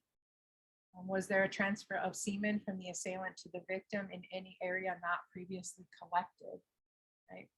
So you can imagine these questions are going to be really hard when you're in the middle of the exam. So as advocates, we can just slow it all down, right? Or you can explain why they're asking this question or why they're testing this part of your body. It's just so important to slow the process down, or sometimes you need to speed it up, right? It depends on the person and what their personality is and their temperament and the kind of support that they've had. If they disclose their sexual assault and they were believed right away and they felt supported and believed, they may be able to relax and just allow this evidence collection to happen. But if somebody said, why were you even drinking? Why were you even there in the first place? Or that didn't happen to you. I don't even know why you're saying that. They can have that type of response, that closed in, I have to protect myself response, right? So it can be anywhere along the continuum of experiences when they've been sexually assaulted. So as advocates, we meet them where they're at and follow their lead and do their best to support what's going to help them get through that process. Okay. And then I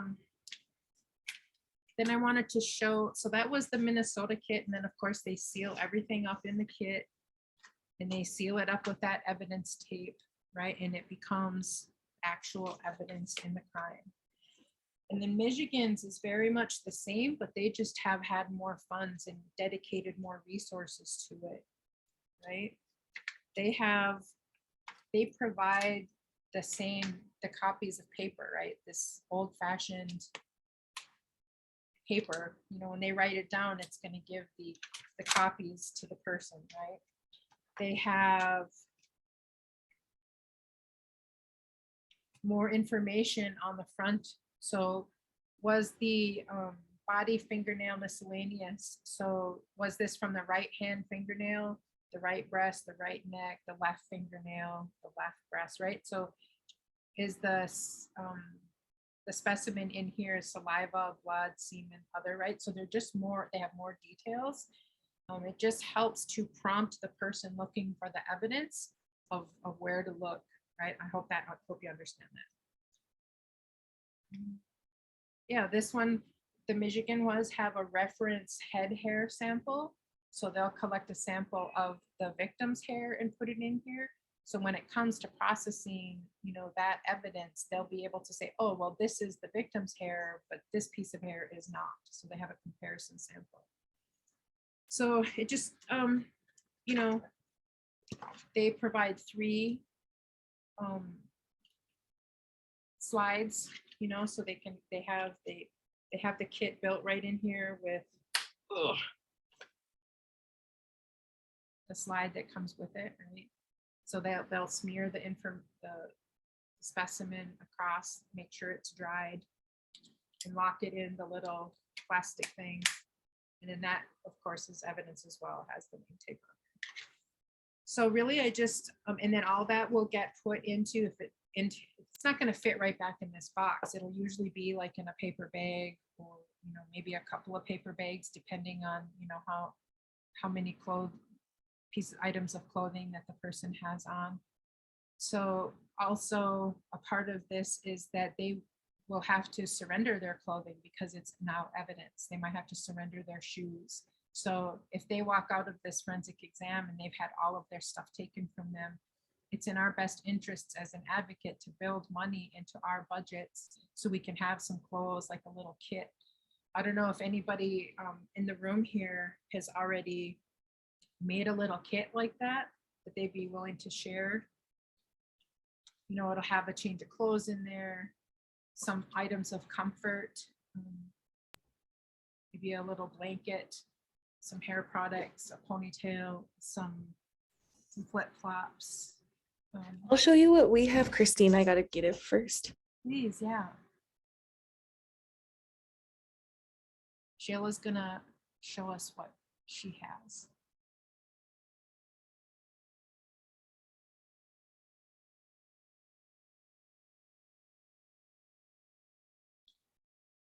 I'm gonna spotlight her real quick.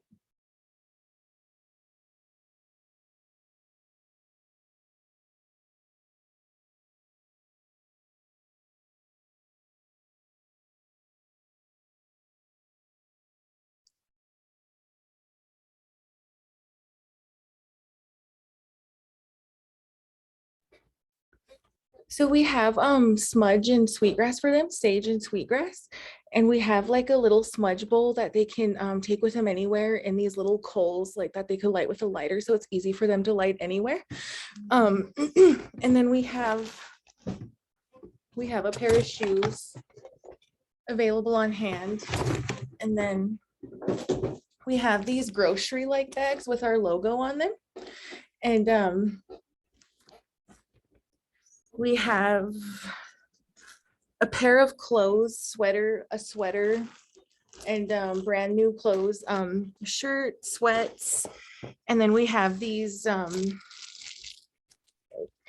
raincoats. And we have gloves, socks, undergarments, a pair of underwear, hats. This like heated, or not heated, this emergency blanket type thing that could withhold in any of the elements, and hand warmers.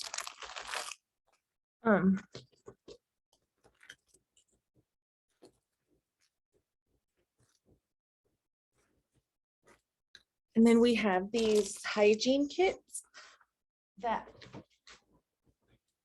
sorry, everything's falling off everywhere. Oh, good. This is awesome. And then we have these hygiene kits available.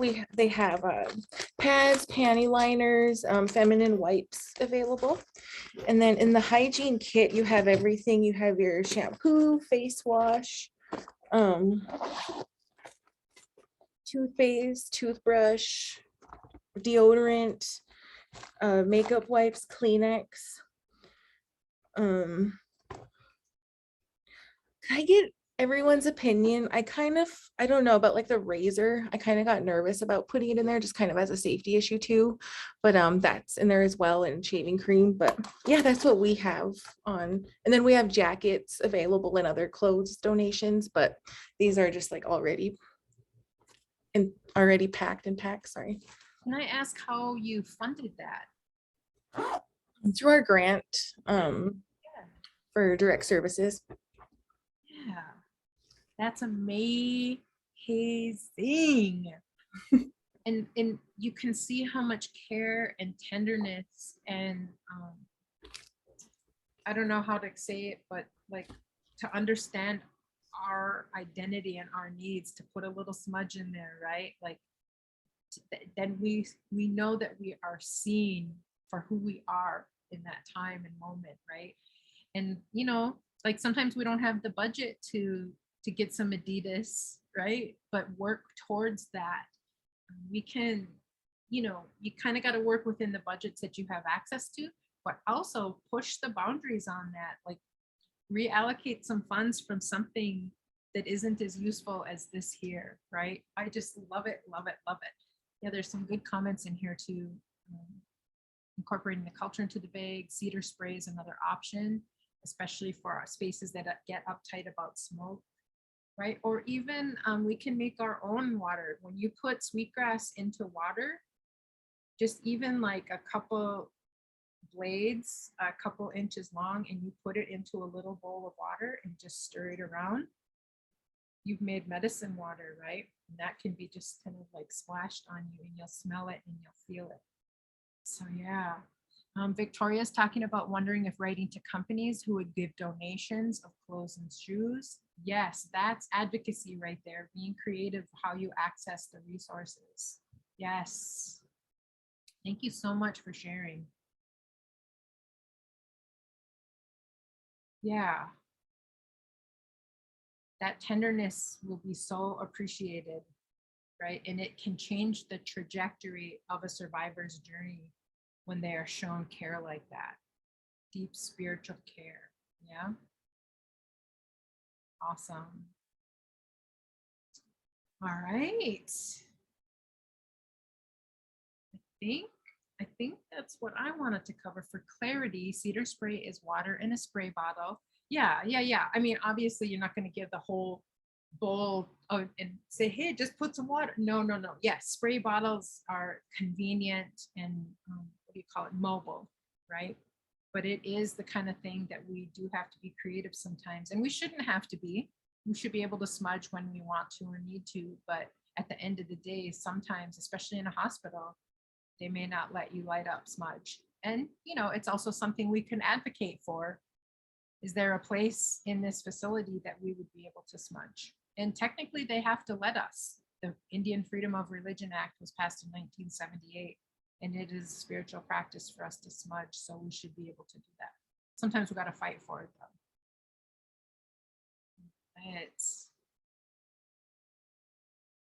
there anything else anybody would like to share?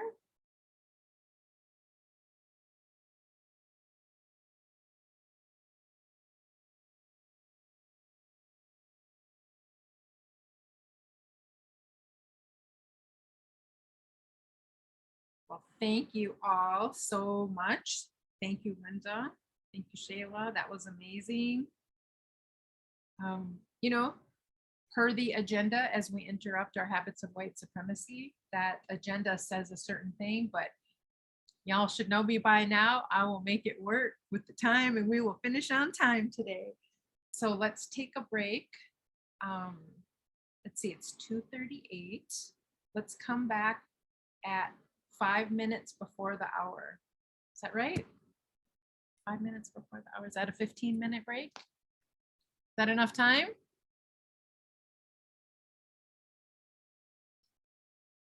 All right. Okay, we'll see at 5 minutes to the hour. Get some water, take a little walk, get some snacks, and then we'll jump into the law enforcement module. Okay? All right, MIWSAC, we'll see you in a little bit.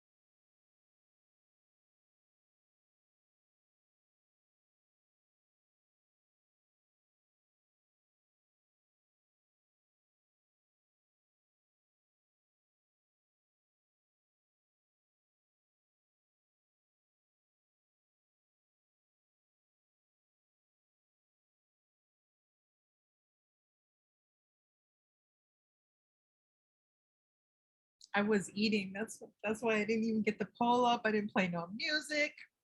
Slacking. I'm slacking, but I was hungry. All right. Can y'all see the poll? What our favorite style of dancing is? What's your favorite style of dance?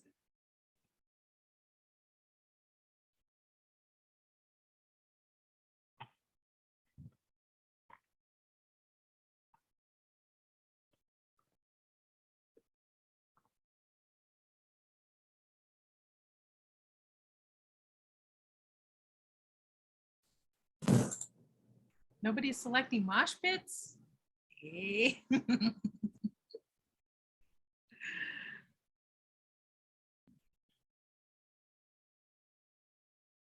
All right, somebody said mosh pits. Yay. Bachata, cumbia. Oh, yes. Isaac. Oh my gosh.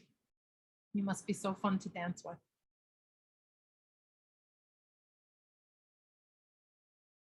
Of course, Sheila. Of course. Do your thing. We'll be here.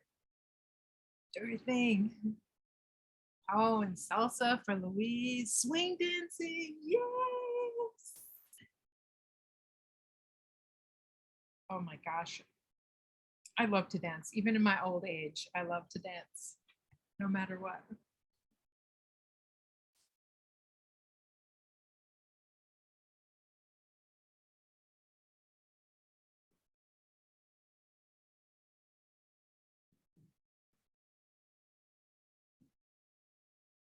Six of us said, no dancing for me. Thank you very much.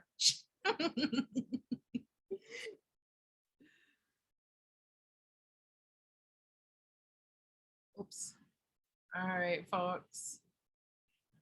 You're welcome to just put it in the chat, but I'm going to end the poll and get moving here. Let's see, on this quick little survey, seven of us said powwows all day, couple people for mosh pits. I don't know, I might break something now in my old age dancing in a mosh pit, but I still like it. Snapping and cracking, right, Linnell? That's how I feel. 2 steps, got 3, roundies, got 4. Hip hop dancing is 6, 1 for ballet. That's a trip. 6 of us said no dancing for me. Thank you very much. All right. All right, folks. This is the law enforcement response. So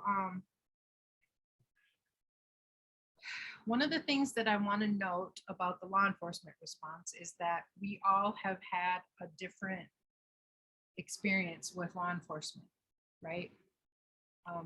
Maybe we are survivors and we have had that level of engagement with law enforcement. Maybe we have broke the law in one way or another and have had that form of relationship with law enforcement.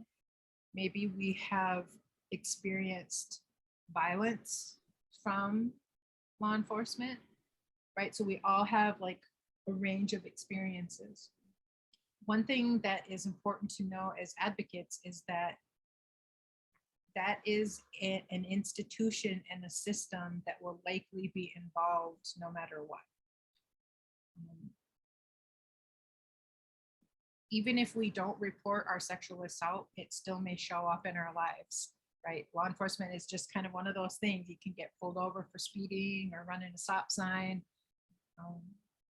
any range of things, right? Sometimes we can get in trouble if we're using certain coping mechanisms to get through our violence, right? It's just going to show up lots of different ways. And in a perfect world, law enforcement response is supposed to help us and protect us and keep us safe and be a good resource. And one of the things that we just want to talk about today is to talk about what the institution says that this is their responsibility to do. And then also how advocates can build bridges and also remove barriers and improve responses from law enforcement. Okay, and that's what we'll be talking about a little bit today. And I think I just said all that. The jurisdictional challenges. So one of the other things too, especially in Indian country, is so many times we have many jurisdictional challenges. We also have the dilemma that non-natives, so we do not have criminal jurisdiction over non-natives, right? As tribal sovereign nations, we can enforce the law in our own nations, but we cannot, we have very little jurisdiction over non-native offenders. So we'll be just talking a little bit about that, and we'll be talking about the special criminal jurisdiction that you can, write an OVW grant and apply for special criminal jurisdiction, but we'll just be kind of covering some of that stuff, okay? So I do want to just show a little video. I want to offer a trigger warning on this video. It's an older video called Rape on the Reservation. It's hard to watch, but I also think it will demonstrate very clearly some of the complexities that I'm talking about, okay? Okay, let me get to the right screen.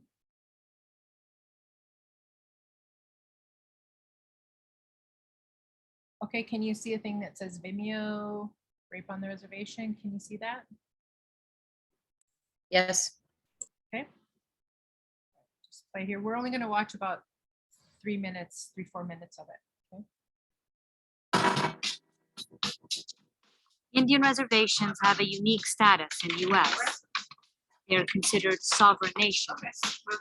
This means that reservations have their own governments, their own laws, and their own tribal police. So we're going out with Special Agent Juan, otherwise known as Hawkeye. Watch the ice. Yeah, thank you. There's a big fight in St. Francis. You need your unit. You gotta get out.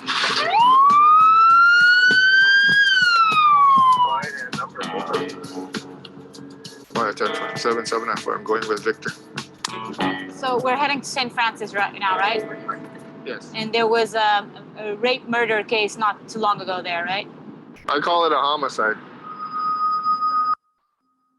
Hawkeye was one of the first officers to reach the house where 19-year-old Marquita was found. My exact words, and I'm more kind of a straightforward person, was son of a bitch, I knew this was gonna happen. The crimes, the type of crimes, it could escalate to that, and unfortunately it did that day. By the time we got to St. Francis, the fight was over, and those involved were long gone. It's not unusual for Hawkeye to spend the entire night arriving to calls too late. Rusty left. Rusty do anything to you?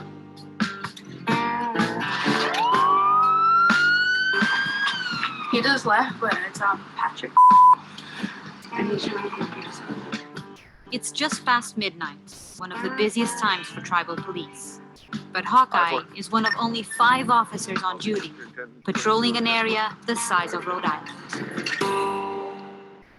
I can't honestly say that this place is secure with 9 patrol officers and only 2 or 3 officers on duty at a time. There's no way it's secure. There's people being victimized all over that don't get reported. This place would need about 60 patrol officers and about 20 special agents.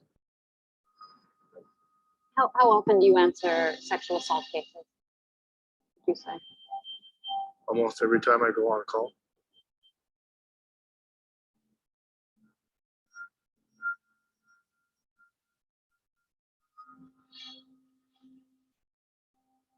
Are you? So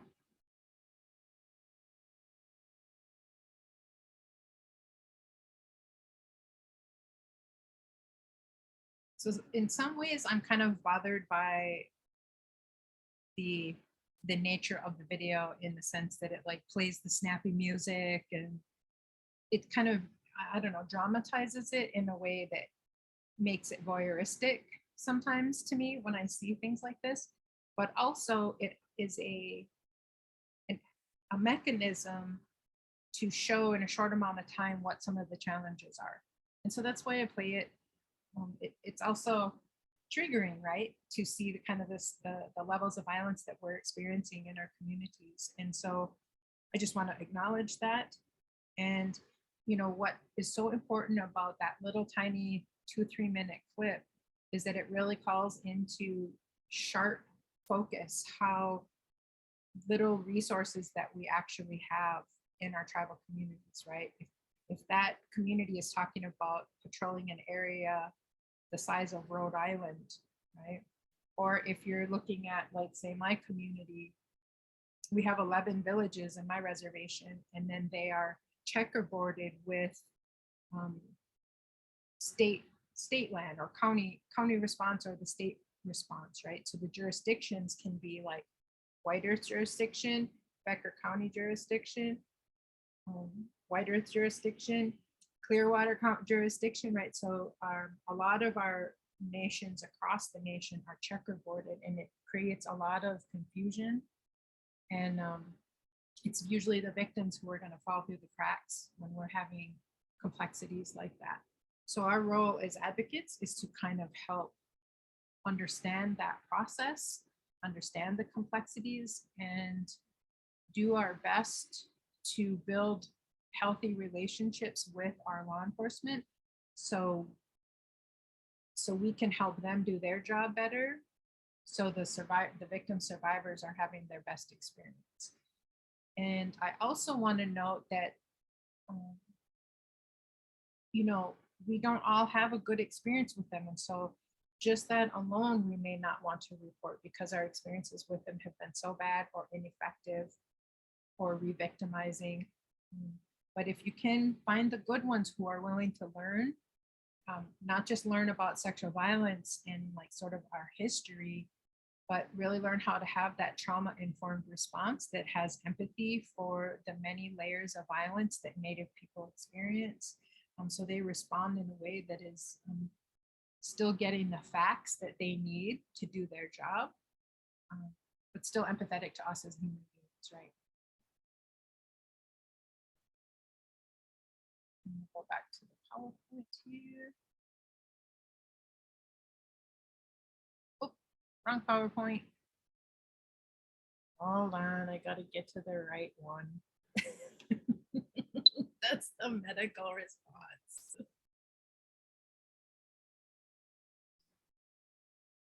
There we go.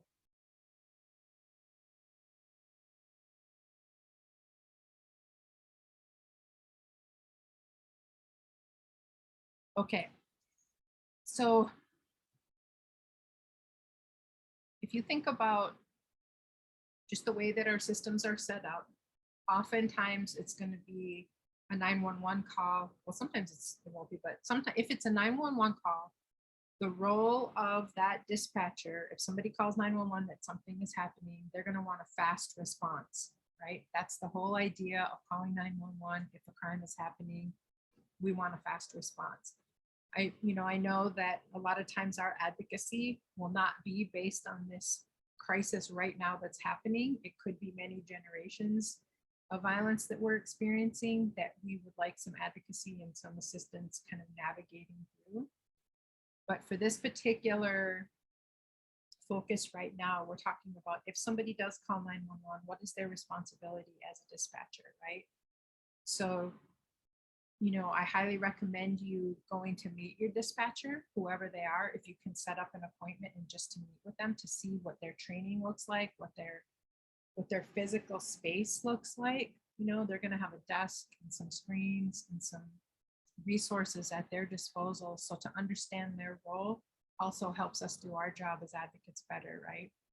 So their whole purpose is to make sure they're identifying the nature of the emergency, supporting that victim until the officer arrives, getting any kind of information that's going to be helpful to the law enforcement officer. So where did it happen, the names of everybody, were there any weapons present, and do that sexual assault assessment. Was there a sexual assault? And so they're asking whether there's a sexual assault because hopefully you have a protocol in your community where then they would contact a sexual assault advocate at that moment. So this is ideally how the system should work. It doesn't always, but ideally, this is what we want to happen. Because a lot of times after somebody's been sexually assaulted and they may be offered an advocate, but they may not want to say, yes, call somebody up in the middle of the night to come over here. Like a lot of times, if you think, kind of how we've been raised or whatever, we may not want to bother other people. So it's just a good idea to have it in your protocol where the advocate is contacted automatically. And then the advocate, you show up, whether they want you there or not, they may be more likely to want to talk with you if you've already showed up at 3 o'clock in the morning. Does that make sense? Okay. And if they don't want you there, then you're free to go on your way and your advocacy would look different later based on that. Right? But being available is a big piece of it, just automatically being available. Can I say something, Christine? It's Becky. Hi, welcome. Hi. I just think that piece that you said right there is so important about showing up, right? Like that we never want to feel like an inconvenience to other people, and it just feels hard to ask for help sometimes. And so I've worked with lots of teams and lots of communities over the years, and that was one of those biggest things that we always talked about is like, just call right away. And when someone calls, do your best to show up, because we know sometimes we can't, right? Sometimes things happen and you can't, but like show up and then let them decide once you're there if they want to utilize you or not, because it can just make such a huge difference in everything that happens. And I know even we would have sometimes our hospitals or law enforcement saying, well, what are you going to do when we call you at 3 o'clock in the morning? Well, we're going to answer and we're going to show up. Right. And so, and the more that you do that and you build those relationships and that trust, it just makes it so much better for survivors. So I just really wanted to chime in and say like that. I just think that's one of the most important things is just putting that in how you respond, like show up at whenever you can for those survivors, but also the other people you're working with see that. And then they say, they see the value of you being there. And it just makes such a huge difference. So. Yeah, thank you for that. Yeah, and then Tamara posted in the chat, I found that many don't know what an advocate is, so they don't understand who we are, what we do. So part of when you show up, you're building that relationship just by demonstrating to the responding officer how helpful you can be in those spaces to get, because the officer wants to get the details, right? And they're getting those details because they want to see if a crime has been committed, and they're going to have to find in a book that says what law has been broken. So when you build those relationships and that trust, that officer is going to know that having you there is helpful to the case all the way around. And it also sets the tone and makes it a habit for them to call an advocate right away, right? And there's some statistics out there, and I can't remember who, somebody was going to look into it to see, there's some studies that have been done on the rates of prosecution or going like all the way to prosecution when an advocate is involved versus when the advocate is not involved, right? So it does help to have us there because we're able to build those bridges and build that common understanding. And survivors respond better. They're able to process the information differently and give the information that they need differently when they have support in those moments. So 911, the dispatcher is going to record it. They're going to check through all of their databases. You know, they're going to be looking for court orders or concealed weapon permits. And the reason they're doing that is they want to know what they're up against, right? They want to see if there are weapons on site because they're going to respond in a certain way if they have that information. Any previous calls to the residents, all that stuff will be documented. So for tribal law enforcement, they have to do a lot of things. Their job is a very, very, very a variety pack of responsibilities, right? So they're responding to calls for service, investigating crimes, traffic, arrest warrants, providing court security, conducting search and rescue operations, testifying. They even have to serve as DNR or the Department of Natural Resources, like game wardens. A lot of times in smaller communities, the game wardens will often have to, you know, step out of their game warden duties and go in to do some investigation or respond to service calls, right?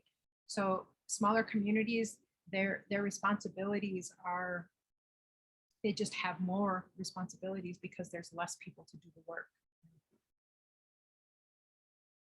So that jurisdiction, you know, when we're talking about how complicated, even to have decide who's going to pay for that forensic exam, the same thing has to be determined of who's going to collect the evidence, right? Who's going to investigate this crime. And I have a video that I'll show in the next module that will help a little bit with jurisdiction. Maybe I'll just play it right now.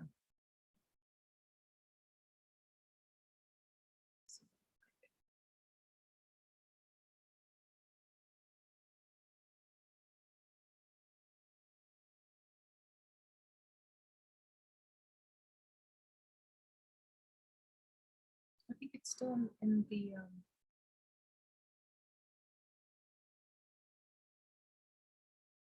back to the way it was.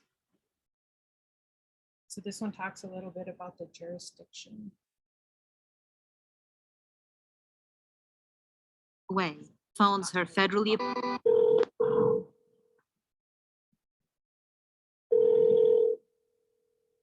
It's been 6 months since the murder of Martina's 19-year-old daughter, Marquita. U.S. Attorney's Office. Yes, Tim Ahern. Tim is not in today. Is there someone else that can help you? Every week, Martina phones her federally appointed attorney more than 100 miles away to inquire about the case. You should be in tomorrow. Tomorrow? Mm-hmm. Even if you go to court down here, it's like 6 months down the road before you can, before you go to court for stuff. And I don't know why it takes so long.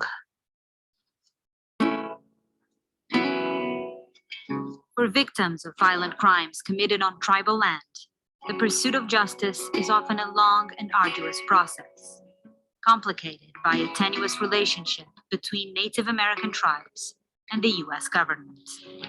This is the border between South Dakota and the Rosebud Indian Reservation. Now, they're right next to each other, but they are a world away, especially when it comes to prosecuting rape cases. For example, if a woman is raped here in South Dakota, it's a matter for the state courts and the state police.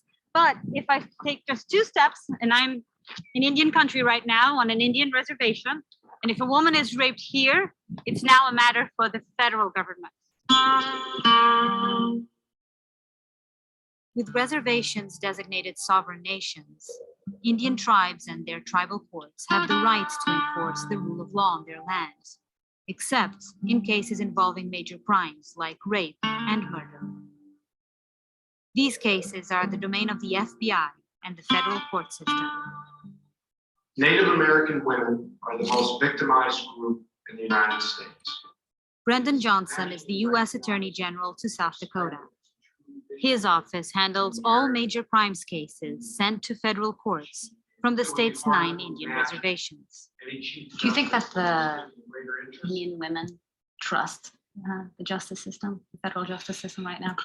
You know, I think that there is a lot of distrust, not only with women, but, you know, tribal community members as a whole. Part of that distrust stems from the Fed's lack of manpower and presence on reservations. FBI field offices are often located hours away, and there are simply too few agents to meet the demands. So despite their jurisdiction, federal authorities rely on first responders, tribal police, to begin building their cases, collecting evidence, and interviewing witnesses. Everybody home? But as we saw firsthand, tribal police are already stretched dangerously thin.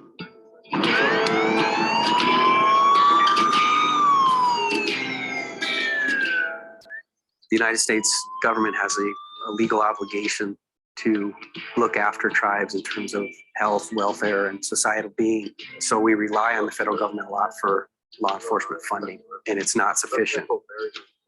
As a result, investigations suffer or simply get mired in bureaucracy as the FBI and tribal police try to work together. Victims like Donna can be forced to endure questioning by both agencies on numerous occasions. They're keep repeating questions to me over and over. It was like, you know, man, you know, I just got sexually assaulted. Come on, help me here. Instead of questioning me over and over and over, you should just let it, you know, drop it and do something about that, man. It's just too.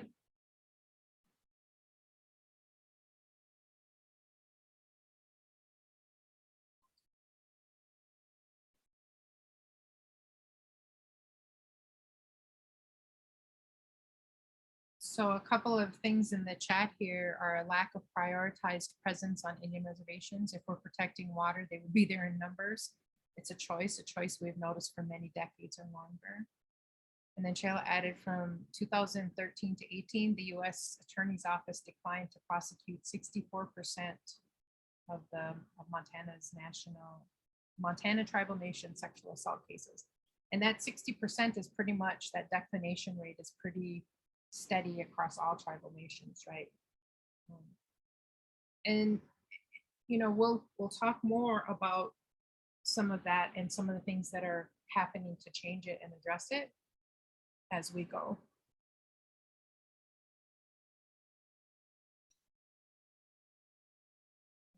Get back to the PowerPoint.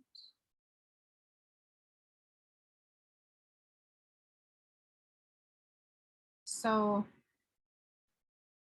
okay, Mariana, there's some other things that I'm missing in the chat. I'm so sorry. So if you want to jump on the microphone, please do. Yeah, we'll be talking about PL 280. Oh, Mariana just posted the McGirt decision and YouTube video, jurisdiction plug. Okay. So we'll make sure that we get you that link too that Mariana posted, because that could be super useful. It's not like people aren't working to address this. Advocates just like us are working every day to address it. But it's a long, hard process because we're asking to have the power in our hands as Native folks, and the country does not want to give us that power. So, you know, this circles back to that original module on the pillars of oppression, right? So to do violence without consequences, to divide and conquer, to that paternalized thought that we don't have the common sense or the education to prosecute crime, right? All those things are at play actively in our lives. So jurisdiction has to be determined on who's going to prosecute or who's going to not prosecute, on who's going to investigate. So when that lady was standing on the Rosebud line, you know, it's literally the cops have to come out and determine where was it at on the line. This can get messy if a crime happens in water, right? Yep. Oh yeah. And you just put that land water body nexus. So one of the things that advocates can do when they're a part of a sexual assault response team or a multidisciplinary team, you know, they'll be called MDTs. If you can have those conversations in those spaces to come up with solutions rather than additional barriers or passing the buck of, well, that wasn't my jurisdiction, so I had nothing to do with it. Can you sign memorandums of understanding with the jurisdictions that are close to yours? And that happens, right? It can happen. It does happen all the time. So tribal response can have the authority to arrest people, but they can't really go further than that unless they apply for special criminal jurisdiction, which we'll talk a little bit more coming up. And then the state police can come and get this person. So there are ways that we can work with it, but our advocacy will sometimes have to push for it in our own communities.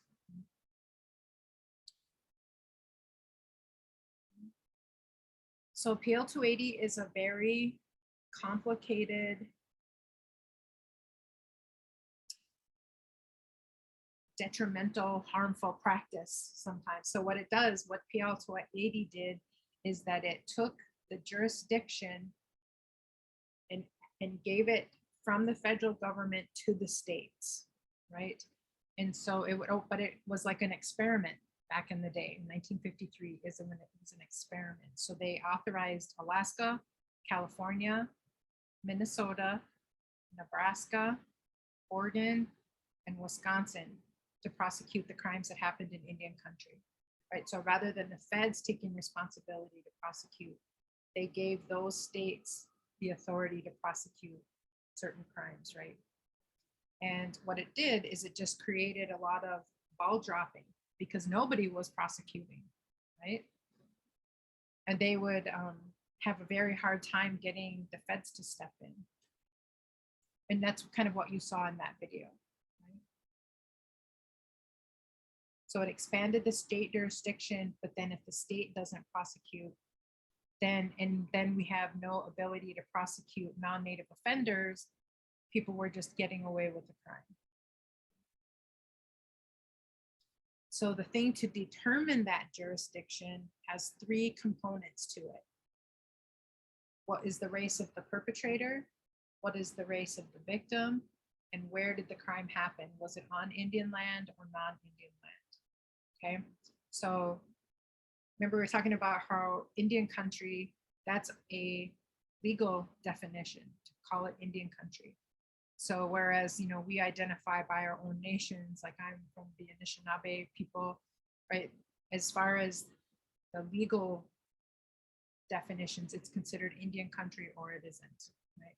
So whenever that police officer shows up, they have to determine what was the race of the victim, what was the race of the perpetrator, and where was the crime committed, on Indian land or non-Indian land. And that's the first questions that they have to ask right away.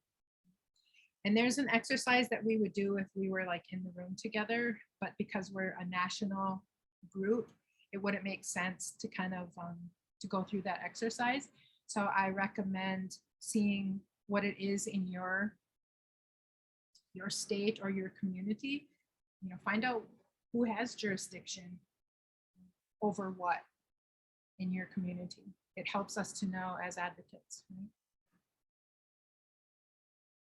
So we'll be learning a little bit more about the Tribal Law and Order Act, but Obama signed that into law. And in what I think it was Shayla had mentioned, that what they found is that 64, like over 60% of cases were being declined, and nobody was asking why. The prosecutors were not having to explain why they were declining the case. So one of the things that this legislation required is that people had to say why they were declining the case, and they had to have documentation for it because they were trying to address it, that it's just too high, right? Acknowledging those jurisdictional complications, and then encouraging ways to build relationships and collaborate with one another.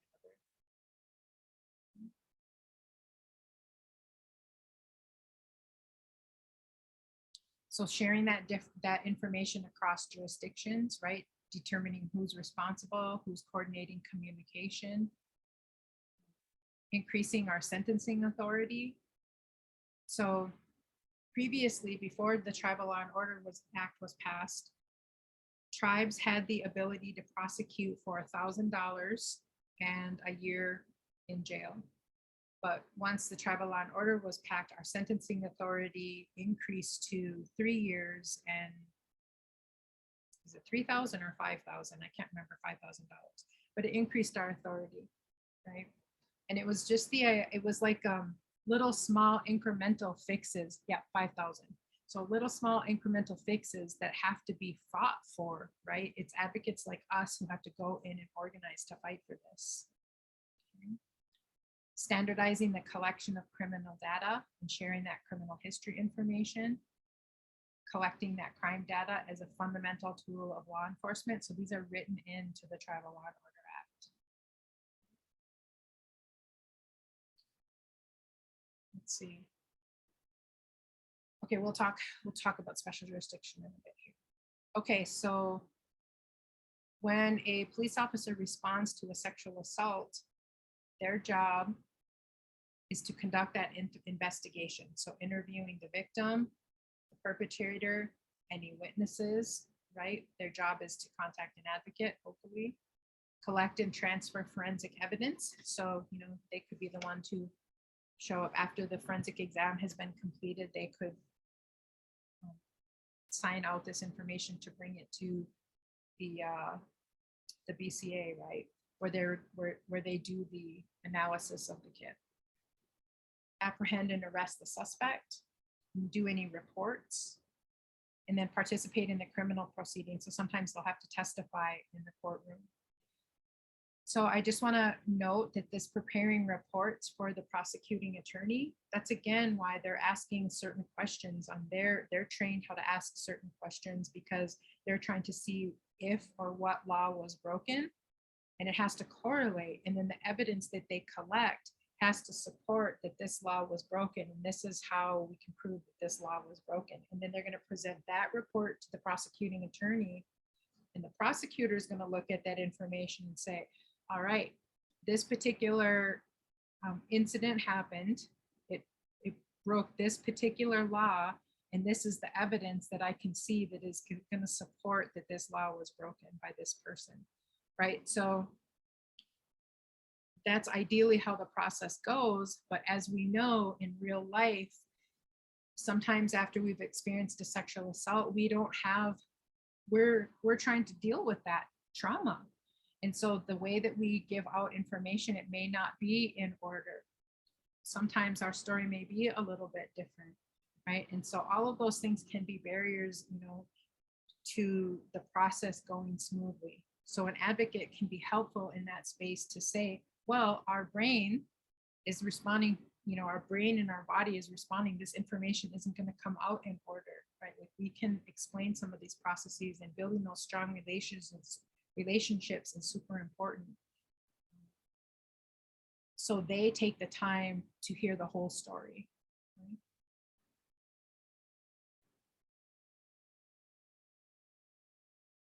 Right? So their other responsibilities are broadcasting that suspect information to other squads if they, you know, are trying to run, provide the victim with the complaint number, the advocate program, and then talking about the next steps in the process, right?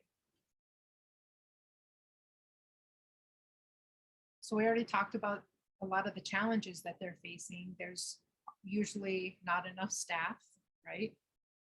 there's definitely not enough tribal jails. That oftentimes we don't have strong tribal sexual assault codes, right? We can lack the infrastructure for tribal courts. A lot of times we have a large geographical area to cover, limited access to advanced training in sexual assault. And, you know, even if we have access to training, are they receptive to the training? That's the question, right? So anytime as advocates, we can build relationships with law enforcement officers. There's probably folks in this room. Yeah, not gutsy, but there's certain rules about what you can wear on campus as an employee. Oh.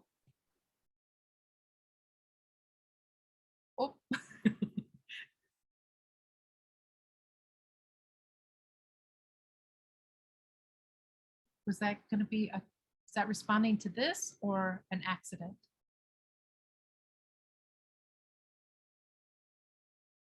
Okay, just checking. So if there's anybody in this room who has worked with some really stellar law enforcement officers that they feel like they could contact to do training, drop that in the chat, or, you know, share that information, because I'm sure we've worked with some really, oh, no worries, Mary. We've worked with some really knuckleheads, and we've worked with some really stellar officers. So anytime that we can share resources amongst each other about who those good officers are, if we could bring them in for training, that's a good idea, because a lot of times, not only will men listen to other men, but cops will listen to other cops, right? So building those relationships, I just cannot say it enough, building those strong relationships is super important. If they're receptive to learning what we have, what kind of insight that we have as advocates, everybody benefits from it. The victim does, the responding officer does, the prosecutor does, our communities are better for it, right? So we have a lot of power and responsibility as advocates. That complex maze of jurisdiction is always challenging. Okay, so the information that they're collecting or they're trained to collect, you know, that witness statement, the full physical description, the vehicle, any addresses, weapons, work and history, drugs and alcohol, mental health issues, criminal background, military background.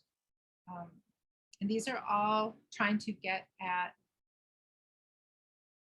developing a little insight on who they're trying, you know, insight on the suspect. If they have military background or if they have weapons, registered or unregistered, that can be a very specific way to respond. They have to be pretty careful because there's additional training at play, right? So they're trying to get to that information. Sergeant Howie Thomas, Special Victims Officer, Kent Prismus at the Pennington County Sheriff Office in St. Regis, Mohawk. Okay, there's some good resources dropping in the chat. Take those names down, reach out.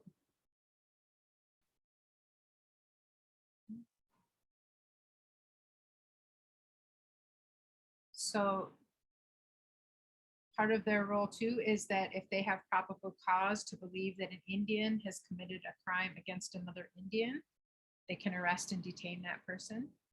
If they are cross-deputized, tribal police can arrest and detain both Indian and non-Indian on behalf of the certifying agency. So that's what I was talking about before.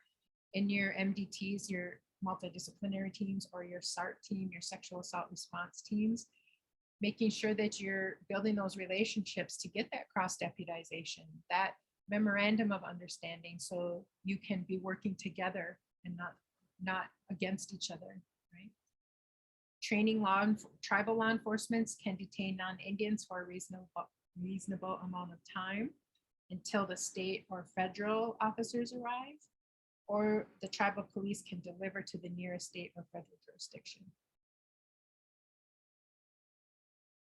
So the response to the victim, I guess we talked about this a little bit, but you know, making sure they're assessing the safety and those urgent medical needs. So if they got to get them in the ambulance and get them to the hospital, they're going to do that immediately. But really contacting the advocate as soon as possible, making sure that they're talking about why they're asking the questions. So I know, I mean, my brother was a police officer in Red Lake for 17 years. He still has the cop demeanor, right? They have a stance, right? They have a wall, right? They have a very, you can spot them at the grocery store if somebody's a cop, right? So really taking time to, advocates have a beautiful role in creating a safer environment, a safer moment for the survivor, right? So explaining that purpose of the interview is important, explaining and gathering that physical evidence, but even so much as how they stand in the room. Can they sit in a chair to ask the questions? Where do they sit? How close do they sit? How far back? How loud or soft is their voice? What language are they using? All of that stuff. As survivors, we're keenly aware of those nuances, right? Especially if we have mistrust of the system, especially if we have mistrust of non-natives generally, right? Like all of this stuff is constantly, the oppression shows up constantly in everywhere. So slowing it down, making them think about their actions and their tone, all that stuff can be really helpful to get the best information. Okay. Providing that victim with simple choices on how the interview should proceed. Okay, yep, I just said all that.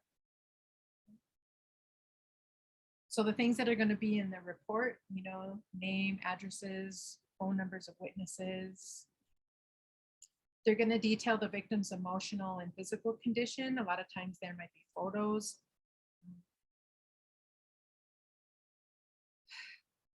I cannot state it enough that they're not taking a picture of you right after you've been assaulted because of some, well, hopefully they're not,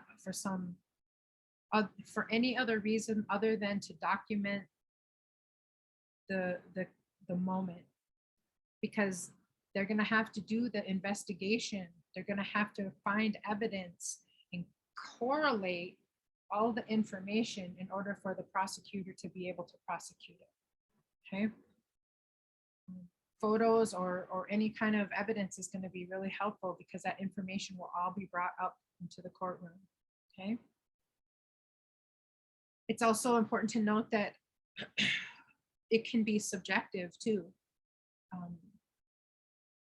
We all have our own biases. So even a law enforcement officer is going to have their own biases. If they have their own ideas about Indians, if they think that we're all drunks, or if they think that we're all troublemakers, they're going to have their own biases coming in, and it might project into how they're taking the information, right? So that's why it's so important to, if an advocate can be present, be called right away, and that is the standard for your police department, that's good for everybody, right? Okay, that evidence seized and prepared, unusual or suspicious behavior of the suspect, and then any information regarding the relationship between the victim and the suspect. So all of these questions are getting at the evidence in any crime that may have been committed. So following up, they're going to establish that suspect contact, doing the interviews of the suspect, the victim, and the witnesses, visiting the scene of the crime, getting search warrants, making sure that forensic kit is taken from the hospital and sent to the crime lab. They have to sign it out, so it's tracked who took it. Getting search warrants, buccal swabs, so that's a buccal swab is in the mouth, so they can get DNA or a blood draw on the suspect. They can get a copy of the 911 tape if relevant, and then write the report. Marianne's talking about some officers are friends with the suspect over years. Yep, it's very real, especially in small communities, right? Their role is to inform the victim of appropriate victim services, provide the investigator's work number, and then really encouraging them to call call their investigator to see where the case is at right now. Explain the charging process, notify the victim if the suspect has been charged and what phase of the investigation is happening, where it's at. And then when the prosecutor's phase of the case begins. So that is their job to inform. A lot of times law enforcement agencies or, tribal police departments are hiring crime victim advocates to kind of help facilitate this process to make sure that they're holding up their end of the responsibilities, right? They should be contacting the victim to let them know when it's happened. It doesn't always happen. As a matter of fact, I don't see it happen that often. So the more often we can have advocates at play, this information is going to be shared appropriately.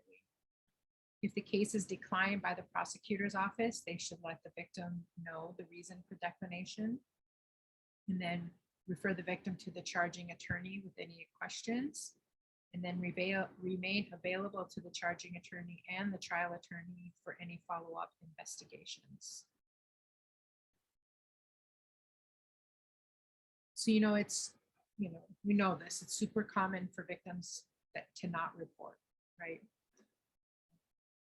For all the reasons that we talked about, the shame, the retaliation, the cops ain't gonna listen anyway, they're not gonna do anything anyway. But it should never diminish the serious nature of the crime or the focus on the harm doer, right? Delayed reporting, even if they wait to report, even if they've showered, even if time has gone by, they can still report, and an investigation should still happen. So the tribal sexual assault response teams, we won't go into this too much because there's a whole module on it next week. But really it's that team of people where there'll be an advocate, a survivor, a police officer, a prosecutor, a forensic examiner, like a group of people who are able to kind of build a system that has less impact on the victim, that is going to smooth things out, have a better response all the way around. When the systems can understand what the roles of each other are, we're all going to benefit from that. Jolene will be joining us, and she's way better at talking about SARTs than I am. Okay, we've talked about our role. We've talked about our barriers.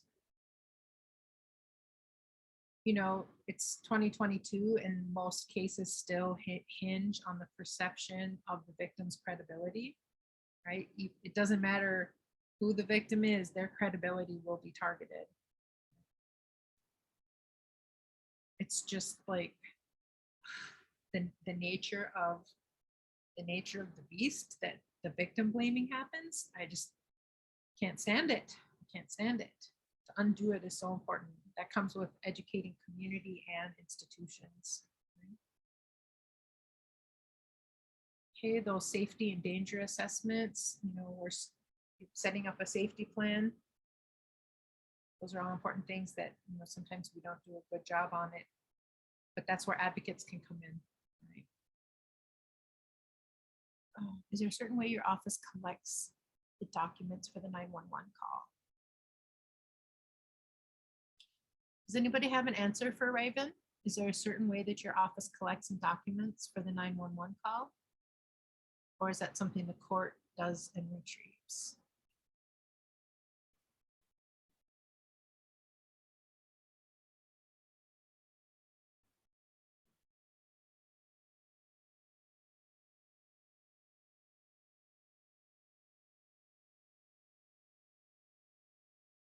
So I don't know if anybody else has any answers for Raven, but in my experience, it's the court's going to retrieve that. But maybe, yeah, submit a request to the court or the police department. I mean, and then I'm also not sure, what kind of organization you work in, Raven.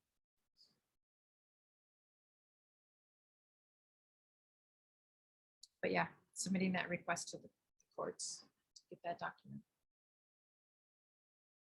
Yeah, I guess we've talked about all this social change piece too.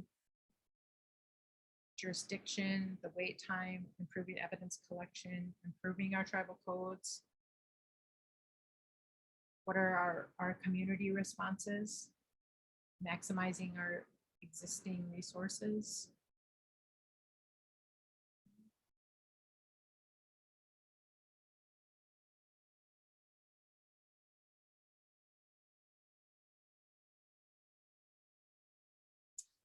All right, that was a swift move through the law enforcement module. Do we want to take a quick break or do we want to jump right into prosecution? What say you all?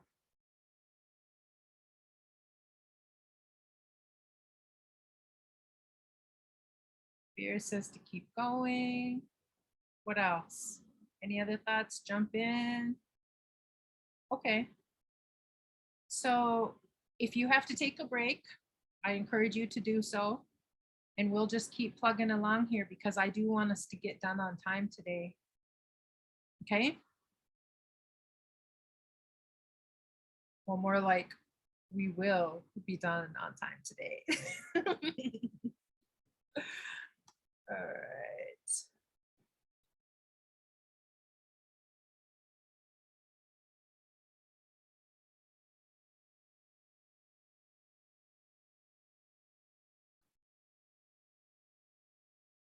Let's get to the prosecution module.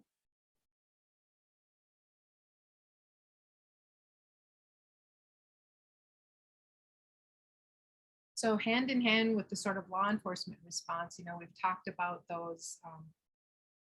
Oh, is it showing that? Well, we don't want that module.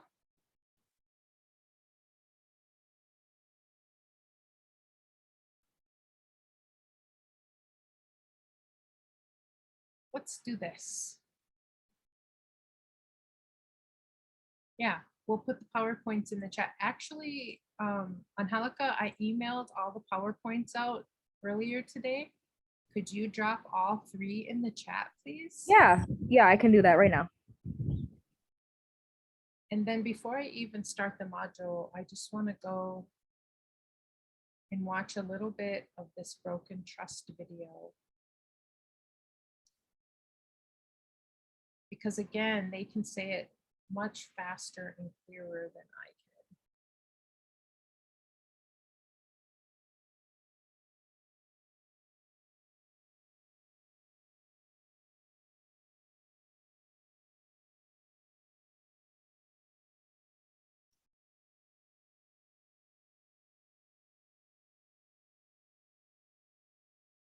Okay, can you see the broken trust, a sexual assault on tribal lands video?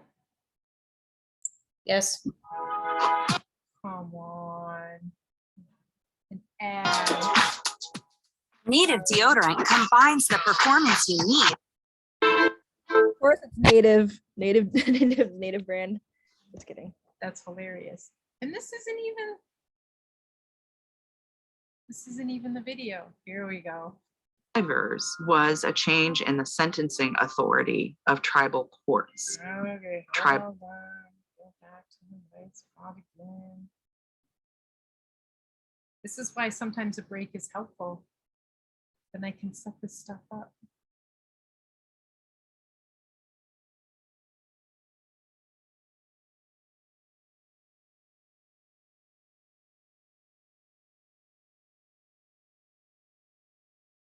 All right, this is just about five minutes or so. Number of rapes and assaults on women and children is underreported. There are very few federal cases that go. There's no justice at the police level, at the court system level. The state is in a state of emergency. It's in a state of crisis. It almost seems like a roller coaster around here with sexual assault. Sometimes we do really good and it goes all the way to prosecution real quick. And sometimes it just seems to fall through the cracks. We're advocates. We help get justice for sexual assault victims. We're their liaison between law enforcement, the court, the FBI, the U.S. Attorney's Office. We're with them beginning to end. We actually do the criminal investigations the BIE does for Berthold. Any sexual assault throughout any country should be reported up to the FBI as well. Both of us have jurisdiction out there to work those type of cases, so it could go to either place, and the tribes have to refer it to one of us. A lot of times that don't happen like that. Maybe some of our officers, they don't trust the feds and they think we need to do things ourselves. That's where my office has had to step up and give reports to the FBI as well of things that we know have happened. We make sure we take good notes so we can give them to whoever needs them. This actually should be all taken care of by law enforcement, not us. I can't write out a indictment. I can't go to grand jury and present a case. The fact that it is so confusing and that you could have up to 3 different departments that had jurisdiction, it really is a maze. If the goal is conviction, there has to be clear lines of communication and partnership.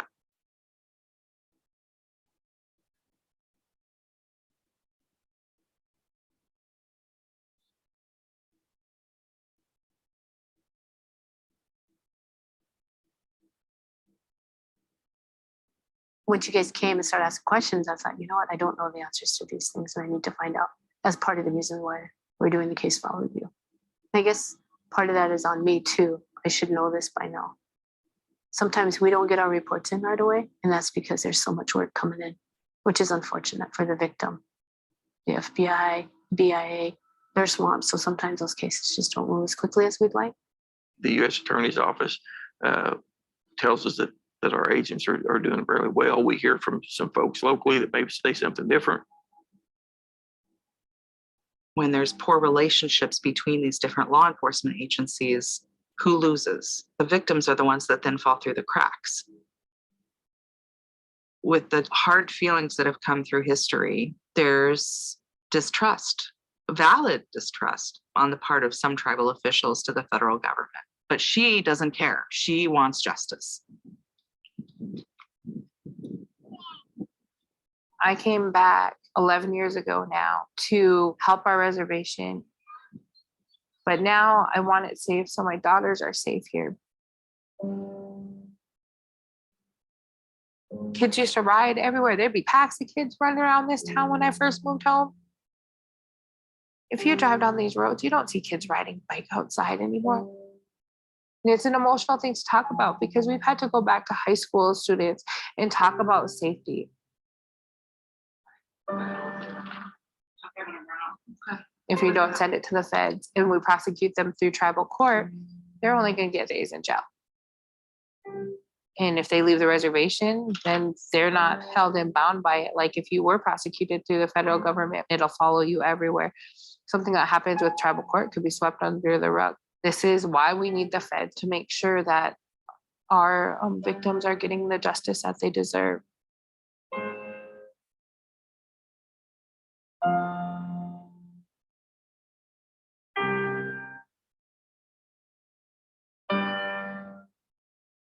We need the feds right now because tribes are struggling to stand up on their own and do the kinds of rape prosecutions we might want to see. Until tribes are able to have full jurisdiction restored, there is a place for the federal system. When Obama became president, it really felt like the first time that there was a federal presence that was like, you know, we could really do something about this.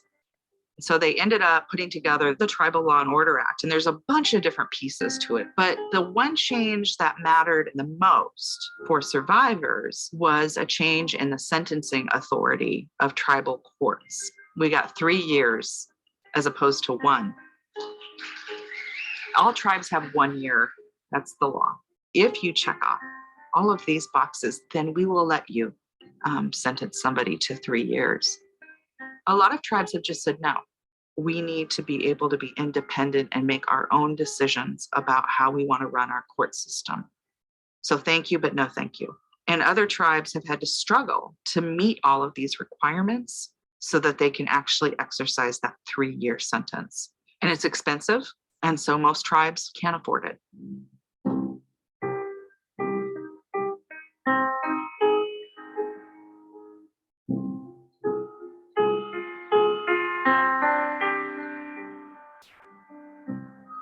have to have a court of record, which is expensive. You need a prosecutor, you need a public defender, you need a judge. There's very few Native lawyers in this country.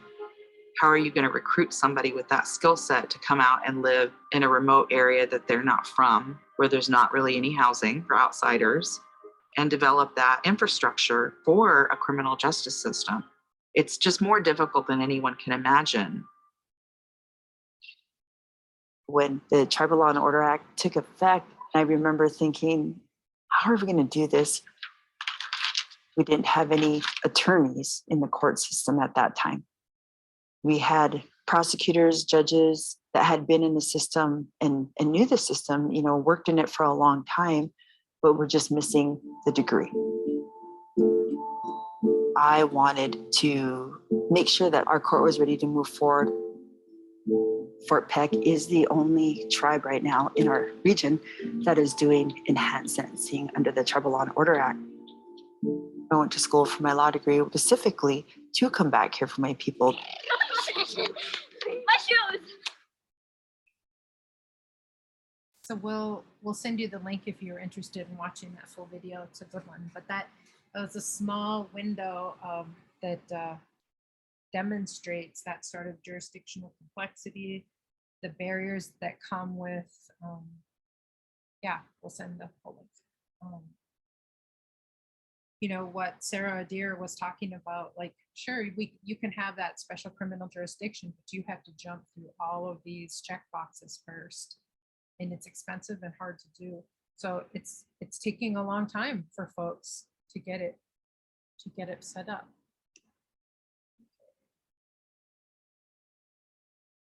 I lost my module.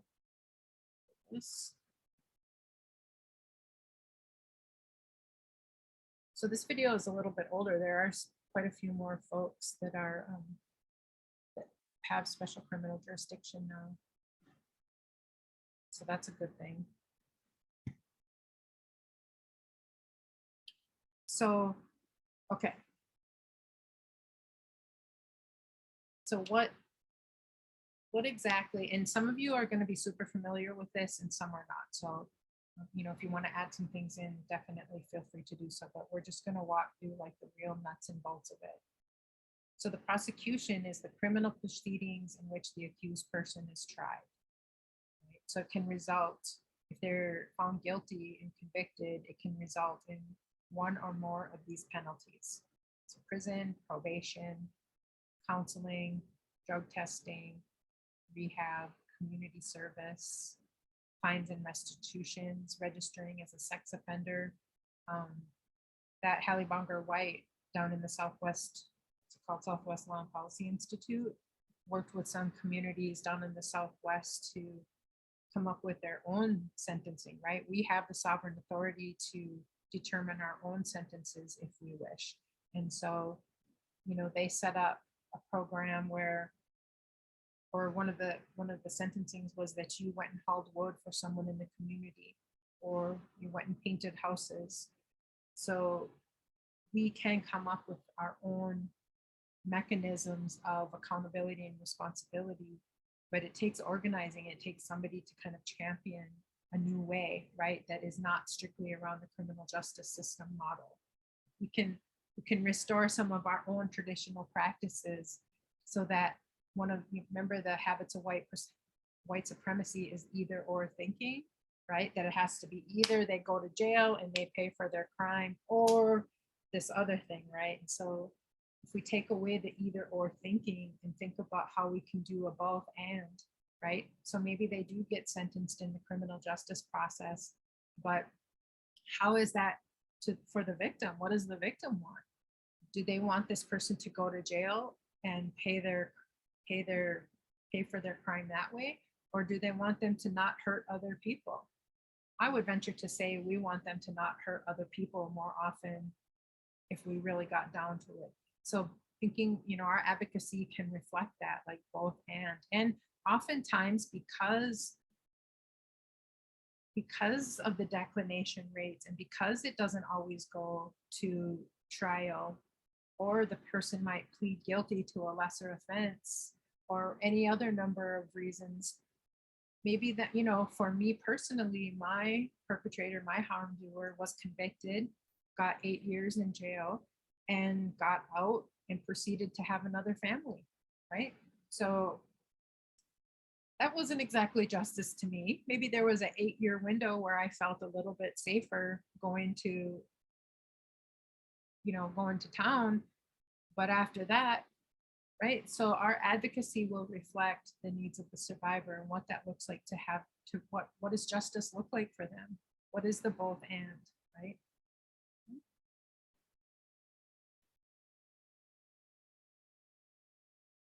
So that maximum incarceration, it might be a little bit different. Andrew is talking about land back. Never meant to be easy access, right? None of it's meant to be easy access. There, you know, when people say the system is broken, that system is not broken. It is functioning exactly as designed, right? To benefit some and not others. And so, yeah, that is the pillars of oppression at work for sure, for sure. Okay, so, you know, you might have to Google what the maximum incarceration is in your state, but they'll generally be similar, maybe similar, right? So for federal, it could be life for certain crimes. For Minnesota, it's 30 years for maximum. And then that tribal maximum is 1 year and 5,000 per offense, unless they've opted into the Tribal Law and Order Act, in which case then it's 3 years and $15,000 per offense, and it can be stacked. And jail's not the only penalty that a judge can impose. Okay, we just talked about that. You can get 3 years per offense, so a maximum of 9 years, that's stacking them. So they have to provide that free defense attorney. Judge has to be law trained. The tribal laws must be publicly available, and all court proceedings must be recorded. So most of our tribes who have a judicial system are already doing that, right? But it's expensive. Create a procedure for tribal governments affected by PL 280 to request that the U.S. Attorney's Office take jurisdiction. It does not eliminate state jurisdiction, and it can be an option for some tribes who are dissatisfied with the state system. So there's more than 18 now who have that jurisdiction over non-native offenders. More and more tribes are applying for it and putting all of their requirements in place to meet the threshold to be able to have special jurisdiction. So they have that indigent counsel, medical care for offenders, prison or jail contracts, or have a place to incarcerate them on their own res, provide a jury of their peers. When this slide was made, it only applied to domestic violence, but some language has changed now where sexual assault and stalking has been added into the language in certain cases. These are some of the nations that have written for and acquired jurisdiction over non-native offenders. So they've had to put all of those things in place. Jury of your peers, law trained judge, all the things, right?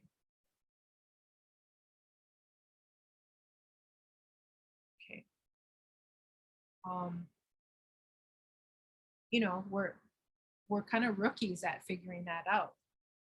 This non-native offender, the jurisdiction over non-native offenders. So we're still figuring it out. If there's folks who can offer any insight in the chat to others who may be thinking about doing it, please do so. We're stronger together. Okay. So the basics of the role of a prosecutor. So, you know, they go out, get a law degree, become a prosecutor. You know, there's a prosecutor, there's a defense attorney.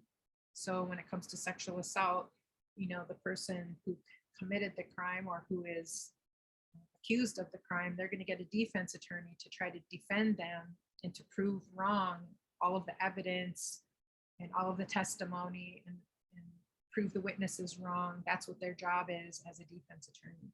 So the role of a prosecutor is they're going to present that case against the offender to the court and to the jury, and they're going to tell all the circumstances that they can find, right? The cases, the facts, talk about the harm to the victim. They're going to provide the court with any assistance in the sentencing range.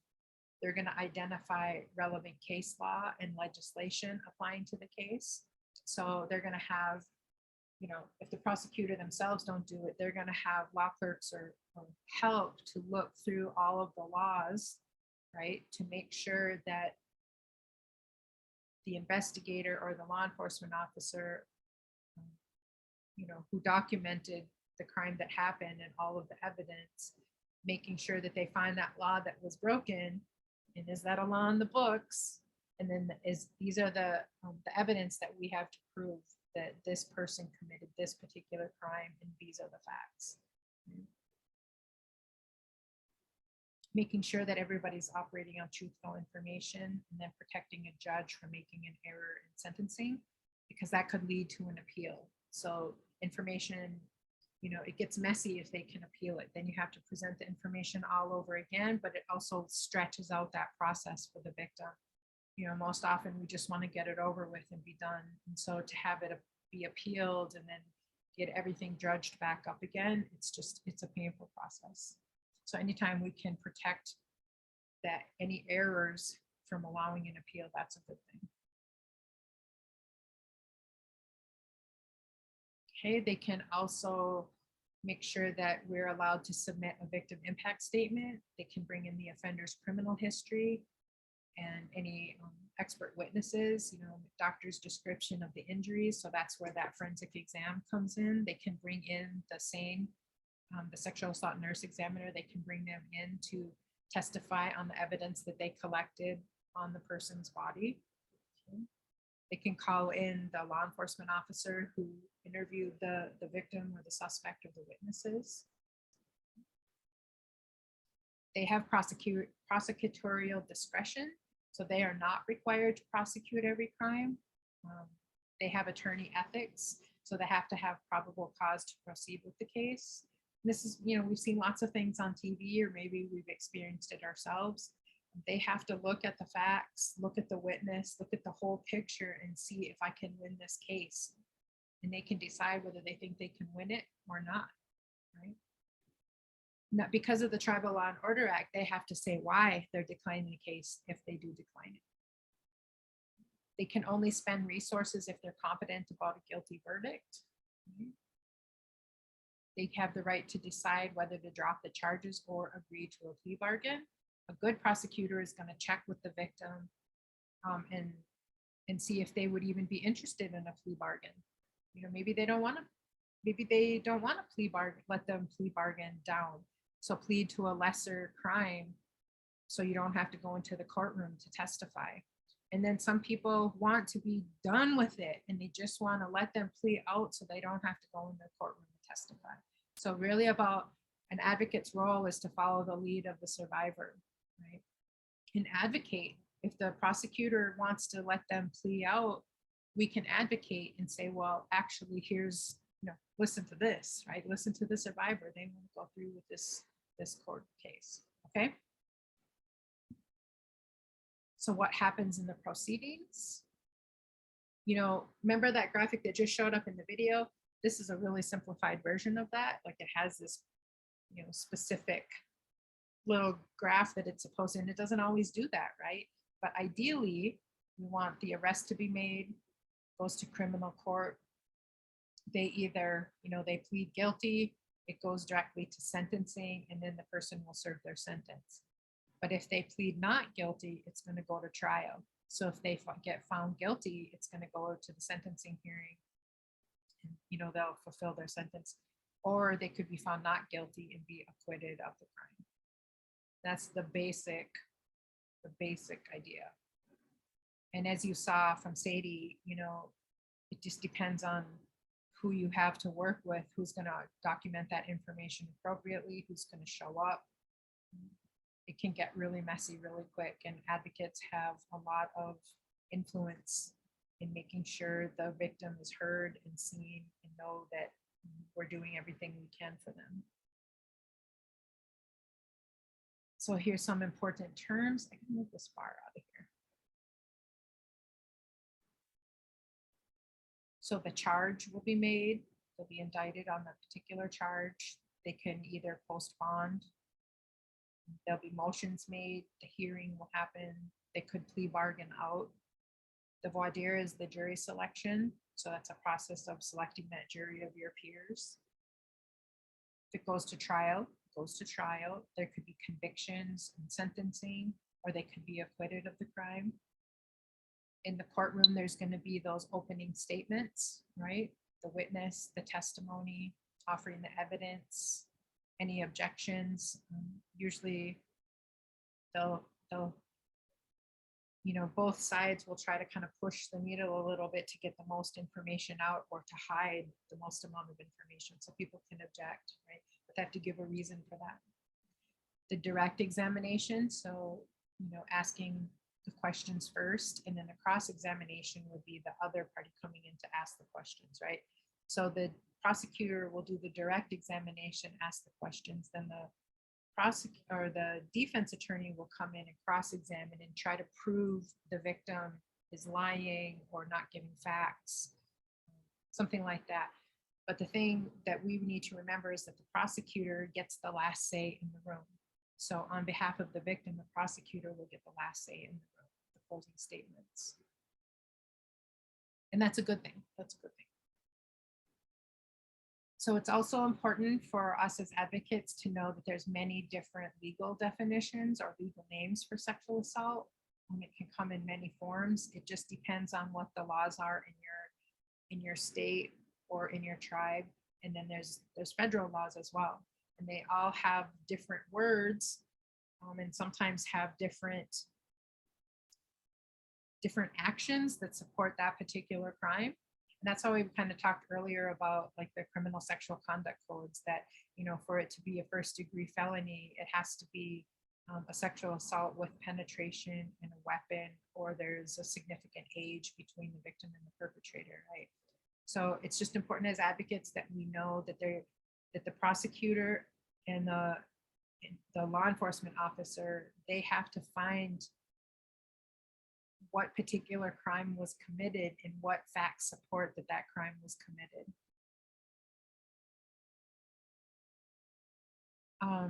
You know, a lot of our tribal codes have been just adopted from mainstream codes. So I'll be sending some links out so you can see what your tribal codes are. Oh my gosh, I want to do it right now, but I'll just send it to you after. If I could find it really fast. I don't have it. So I have a link open that I was going to copy into the chat to so you could click on it to see what your tribal codes are. Just go in and compare a state criminal sexual assault code and your tribal sexual assault code, and maybe pull up a federal tribal sexual assault code and just read one and see what it looks like, because then you will understand better as an advocate what that law enforcement officer is looking for and what the prosecutor is looking for, because that's what's going to get brought up in the courtroom is what law, and every word counts in those codes, right? Yeah, Becca's talking about safe harbor sex trafficking laws, regulations, different in each place. Yes. You see how they're, you know, they're kind of named similarly, but a little bit different. And so we won't go into that because it won't be helpful to folks that are, you know, because we're across the country. But just take a peek and just kind of see the comparisons. Our statute of limitations will also be a little bit different depending on where you are, right? It refers to that time limit for charging a crime. And that matters because, you know, for example, in Minnesota, for first, second, and third degree crim seps, there's a 9-year statute of limitations. So if, you know, if I was a victim of first degree criminal sexual conduct, I have 9 years to report it, okay? This is important as advocates. We need to know that statute of limitations, because if for my particular situation, there were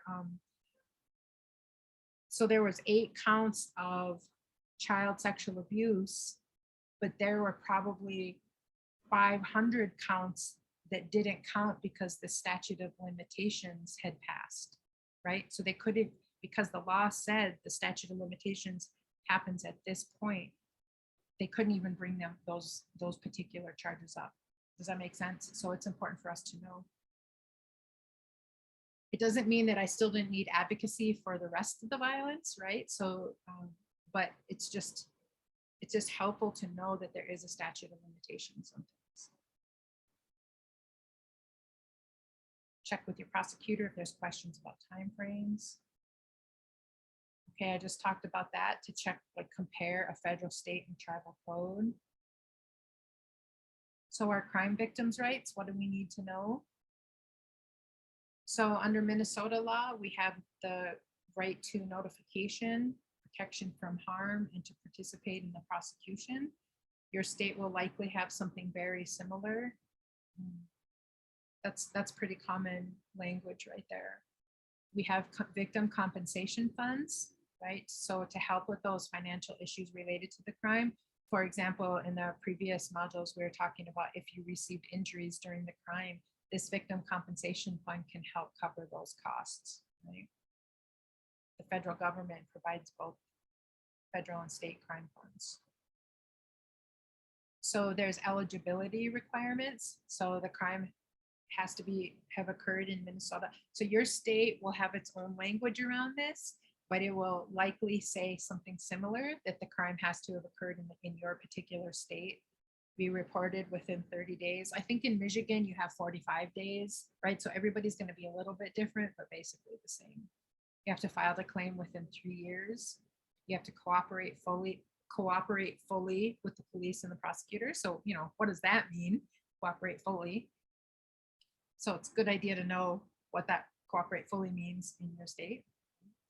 And the victim must not have committed a crime or contributed to misconduct. Oh yeah, 48 hours, 1 year. Yeah, so we have 3 years in Minnesota, but you have to file it within 1 year in Michigan, right? So it's just a good idea to, you can just Google crime victims' rights or crime victim application, something like that in your Google, and you should be able to pull up your state's form and what the, a lot of times you'll be able to find brochures. They'll just be like a little trifold brochure that, you know, has the phone number to call and then some of the information. You might have to help them fill out the forms because they can be kind of lengthy. Some are more complicated than others. One of the main things to know is that you will get a W-9 for it. So if you get $1,000 to help pay for a broken arm, you're gonna get taxed on that $1,000. And so we need to know that ahead of time before we're even applying for it, right? That is a shock. You do not need to find that you're going to be taxed when you get help for a crime committed against you. You need to know that. Ashley put in some good information for Wisconsin folk. Okay. So for Minnesota, they can request financial assistance for medical and dental bills, mental health, childcare, household services, loss of wages, and crime scene cleanup. So it will not cover pain and suffering and damaged or stolen money or property.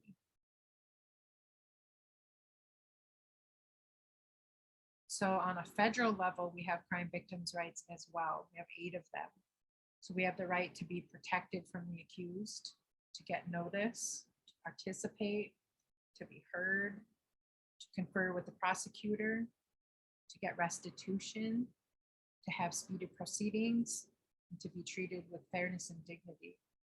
So I don't know about y'all, but I hear way too often about some of these rights being violated, right? So there's a process when our rights are violated, but there's also some nuance to it, right? Like speedy proceedings, what our definition as a survivor, speedy proceedings is, I wanted him off the streets today, yesterday, right? And so speedy proceedings is not, everybody's got a different version of it, but trust me, it's not speedy. It took my particular case took 2 years of investigation, almost 2 years of investigation. I was just reading Minnesota Supreme Court supported, somebody challenged advocacy privilege, privileged communication, and actually Minnesota Supreme Court supported privileged communication. So a grandfather was sexually assaulting his granddaughter and then wanted to get all of her records from the program that she was working with. I mean, and that crime happened in 2016, I think. I didn't get to finish reading it because I jumped on here, but that crime happened in 2016, and it took until 2022 for this particular, so that defense attorney was jumping through all these hoops, prolonging the process. And that's what a harm doer will do, is they'll just drag everything out and to keep you suffering, right? And so speedy proceedings is not always speedy. So our role as an advocate is to explain why, to help to understand all the processes that are at play, but also what else can we do to stay on our healing journey? Can we be a part of some protests? Can we write letters? Can we do a get out the vote thing so we can get good representatives and senators, right? There's things that we can do as advocates. Have a beading circle or a shawl sewing circle, or organize an event, right? There's things that we can do in our advocacy to help provide a circle of support around the survivor when the system does not function in the way that is helpful to us. Right? If the prosecutor's not talking to them or just sends them a letter that they're expected to know what it means, our role as an advocate is to interrupt that, right? And we can, this is what happens if there is a violation of your victim's rights. You can contact your United States attorney, right? In Minnesota, we have our own rights compliance office that we would apply to. So you could find out where you would complain in your particular state. Right? Or the victim's rights ombudsman. I didn't know what an ombudsman was, but trust me, Google them and know who they are and like say, hey, can I buy you coffee? Or, you know, can I buy you an ice cream? I don't know, but meet that person if you can, because they're very powerful and very helpful ombudsmen. And they're not always a man, ombudsperson, ombudsman. Go find out who they are. They're very helpful people. They have a lot of contacts that they can address a lot of different things. And there's different kinds of ombudsmen. There's victims' rights. There's just so many different kinds. So Google, go to Google. Who my brother calls it Grandma Google. Grandma Google, what do you know? Yeah, see, so every state's gonna have their own person to contact. So how do we change? You know, we've been talking about this all along, actually. You know, we're talking about empowering survivors and changing systems, but the goals of the prosecutor, they're there to enforce criminal law, protect the community, and work for justice, right? They cannot stand outside of the system the way that we can as advocates, right? They cannot stand in biased support of survivors the way that we can as advocates, because they have so many more restrictions in what they can and can't do, right? Okay, we've talked about all this. You know, if an advocate is involved, there's definitely more positive results.